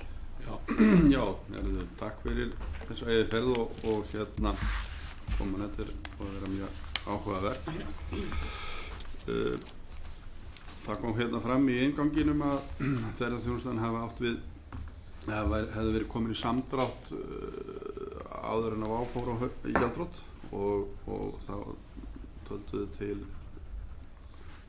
meðal annars háan launakostnað, tryggingagjald og alls konar ástæður sem að voru til þess, þannig að fall WOW kemur svona ofan í það, getum við sagt, og að því að okkur hefur líka orðið tíðrætt mér langar aðeins að vera inn á sömu braut og ég var þegar ég spurði ráðherrann út af landsbyggðinni og þið töluðu bæði það að þið hefðu mikla áhyggjur af landsbyggðinni og líka reyndar Reykjavík. Þá hef ég oft velt þessu fyrir mér í gegnum árin akkur gangi í raun og veru að því það er svona hröð fjölgun ferðamanna til landsins, akkur gangi svona rólega eða að dreifa fólki landið, og það hefur nú komið fram meðal annars að fleiri gáttir myndu dreifa fólki betur, en það er einhvern veginn svona á einhverju byrjunarstigi. Það talað eitt flug til Akureyrar og eitthvað svona. Þess vegna langar mig að spyrja, talað líka sjálfbærni og þið eru að vinna með ráðherra stefnumörkun til framtíðar og ráðherrann talaði að hún er í samtali við Samband íslenskra sveitarfélaga stefnuramma. Eru þið í því partíi og líka sjáu þið eitthvað annað sem að örugglega hægt er að sjá annað en fjölgun gátta inn í landi til þess að efla ferðaþjónustuna út á landi? Þá náttúrulega er það kannski eitthvað svona innviðaþjónusta eða annað slíkt sem ég kannski, eða hvað sem er. Takk fyrir það, Sigurður, og þið bregðist við, Jóhannes. Já, við erum akkurat þessi stefnumörkunum vinna sem að ráðherrann talar í samvinnu við sveitarfélögin er akkurat sama vinnan og við erum í, þannig að það er mjög jákvætt að þær eru allir komnir að sama borðinu. Varðandi varðandi landsbyggðina, já, það er vissulega fleira heldur en til dæmis fjölgun gátta eða eitthvað slíkt sem að hægt er að grípa til. Við erum að horfa á það núna að við erum með það bil 23% af ferðamönnum sem koma til landsins koma við á Austurlandi, það bil 27% sem koma til landsins sem að koma við á Norðurlandi, þannig að þessar tölur eru mjög lágar í svona heildarsamhenginu. Ef við förum yfir á Vestfirði þá erum við komin niður í 9%. Þannig að þessir staðir sem eru, þessi landsvæði sem eru svona lengst frá höfuðborginni, þau eiga í mestum erfiðleikum með að fá til sín ferðamenn, eða þar að segja að þau fá færri til sín heldur en þau sem liggja nær, og það náttúrulega helgast bara því að ferðamenn koma inn á einum stað að flestu leyti. Eitt af því sem að hægt er að vinna að og kannski einna mikilvægast að vinna að í svona þessu heildarsamhengi hlutana til þess að breyta þessu ekki síst að horfa til þess hvaða hópa við viljum fá hingað. Það að segja hópa sem að ferðamanna sem að stoppa lengi, eru hér margar gistinætur. Það þá líklegra að þeir fari víðar landið. Hópa sem að skilja eftir sig meiri verðmæti þar sem þeir stoppa, kaupa meiri þjónustu, kaupa afþreyingu og svo framvegis. Hópa sem að hafa áhuga á því sem að náttúran hefur upp á að bjóða, fleiru heldur en bara þeim ferðamannastöðum sem að við erum núna svona að sjá, eru fjölsóttastir og eru kannski svona þessar þekktustu perlur okkar. Og ég held að uppbygging til dæmis slíkra staða, þetta er stundum kallað að búa til nýja segla í ferðaþjónustunni, en það ekki nægilegt að búa þá til einhvers staðar eða finna þá. Það þarf að hjálpa ferðamönnum að uppgöta það og koma þeim á staðinn og svo framvegis, og við sjáum stundum að verða til nýjir seglar bara 1, 2 og 3 eins og Justin Bieber kenndi okkur með fjaðrárgljúfur. Og þannig að þarna þurfa mjög margir þættir að vinna saman. Þetta snýst ekki bara að búa til nýjan flugvöll, þetta snýst það að búa til eitthvað á staðnum og eitthvað í heildarsamhengi ferðaþjónustunnar og hvernig starfsumhverfi hennar og hvernig markaðssetningin á grundvelli skýrastefnumörkunar til þess að fá til okkar ferðamenn sem hafa áhuga á því að stoppa lengur og skilja meira eftir sig á hverjum stað. Þannig að verðmæti sem skilin eru eftir, til dæmis á Austur- eða Norðurlandi, að þau skila sér þá inn í samfélagið þar. Og við getum bara nefnt sem dæmi að það ótrúlega ótrúlega stór hluti ferðamanna sem að koma til Egilsstaða samkvæmt mælingum ferðamálastofu sem að stoppa þær innan við 3 klukkutíma, keyra í rauninni bara í gegn. Og breytingin frá því að lækka þetta hlutfall þeirra sem stoppa innan við 3 klukkutíma, hækka hlutfall þeirra sem að stoppa lengur, fá sér að borða, gista eina nótt, fá sér þá morgunverð, stoppa kannski í safninu eða í einhverju afþreying á staðnum, að það getur munað alveg ótrúlega miklu fyrir samfélög eins og hérað. Þannig að og það dreifir þá út til aðliggjandi sveitarfélaga. Þannig að ég held að þetta séu þættir sem við þurfum að horfa mjög vel á, og það uppbygging í gangi í ferðaþjónustunni á ýmsum stöðum sem mun leiða til þess að ýta undir þetta. Við getum séð til dæmis uppbyggingu ýms konar baðstaða hér og þar landið núna, og allt slíkt sem býr til svona ástæði fyrir ferðamannin að stoppa, njóta lífsins í 1 nótt og 1 dag í viðbót, jafnvel 2, að það skilur þá eftir meiri verðmæti á hverjum stað og skilur þá eftir meiri verðmæti fyrir samfélagið í heild sinni. Takk fyrir það, Bjarni, vilt þú bæta við? Við komum þarna náttúrulega aftur og aftur að þessu samkeppnishæfni, og meðan að, ég ætla bara að segja, meðan verðlagið eins og það í erlendri mynt, það minnkar því miður líkurnar á að okkur takist þetta, vegna þess að þetta endurspeglast bara í styttri dvöl, og þá fara ferðamenn á þessa þekktustu staði sem við vitum hverjir eru. Þannig að við komum alltaf aftur og aftur að þessu. Við þurfum að finna einhverja leiðir til þess að bæta þessa samkeppnishæfni til þess að við getum á raunhæfan hátt ætlast til að ferðamenn dveljist lengur hérna hjá okkur. Já, takk kærlega fyrir það. Má bjóða þér, Njáll, að hafa lokaorð? Koma að segja það. Ég bara takk kærlega fyrir þetta búið mjög góðar upplýsingar. Markhópagreiningin sem nú koma svolítið núna. Ég vann svona markhópagreiningu fyrir atvinnumálafélag Eyjafjarðar 2006 og þá komst maður nákvæmlega þessu. Þetta svo gjör, það er svo mikill munur til þjóðurnum hverja gist í landinu. Ítali gista 40-45% öllu sínum nóttum á Norður-Austurlandi til dæmis, Bretarnir eru 14% á Norður-Austurlandi. Það grundvallur, þannig að ég held að þótt þetta var svo mikilvægt þegar einmitt í markaðssetningu landsins var að koma þessu framfæri. Og það er líka áhört að benda sem að Bjarni koma að sinna á varandi eða Jóhannes varandi hlutfall hvað með gista, eða þess að koma við. Akureyri eða Norðurlandi var með 49% fyrir ekkert svo lengur síðan, það komið í þessi 27%. Þetta svona. Hlutfallið sem fer vítt og breytt. Þannig að þetta svona alls konar svona breytur sem þurftum og ég vonast til að við förum svolítið dýpra í rannsóknir og gögn og rannsóknir í ferðaþjónustunni til að átta okkur betur þessari stöðu. Takk fyrir. Þá vil ég bara þakka gestum kærlega fyrir fróðlegar og góðar umræður sem hafa orðið hérna á milli nefndarmanna og gesta stöðu íslenskra ferðaþjónustu í kjölfar falls WOW-ers, og ég tel að greinin hafi eftir sem áður mikla möguleika og mikil tækifæri, og þó að þetta högg hafi komið þá tel ég að íslensk þjóð muni eftir sem áður spretta upp og gera bara einhvað mjög gott úr þeirri stöðu sem við stöndum frammi fyrir, því að við höfum okkar frábæru náttúru sem yfir 80% ferðamanna eru að sækjast eftir þegar koma og heimsækja Ísland, og það er þetta okkar verkefni að þeir fá að njóta íslenskar náttúru sem víðast allt land, og við erum gestrissu þjóð og munum taka fólki í opnum örmum, og það hefur spurst út eins og við þekkjum með þennan fjölda sem aukist gífurlega á undanförnum árum. En bara bestu þakkir fyrir komuna, og við ljúkum þessu fundi í bili. Við höldum áfram meira eftir en ekki í beinni útsetningu, svo ég ger hlé á þessu fundi. Takk fyrir. Takk.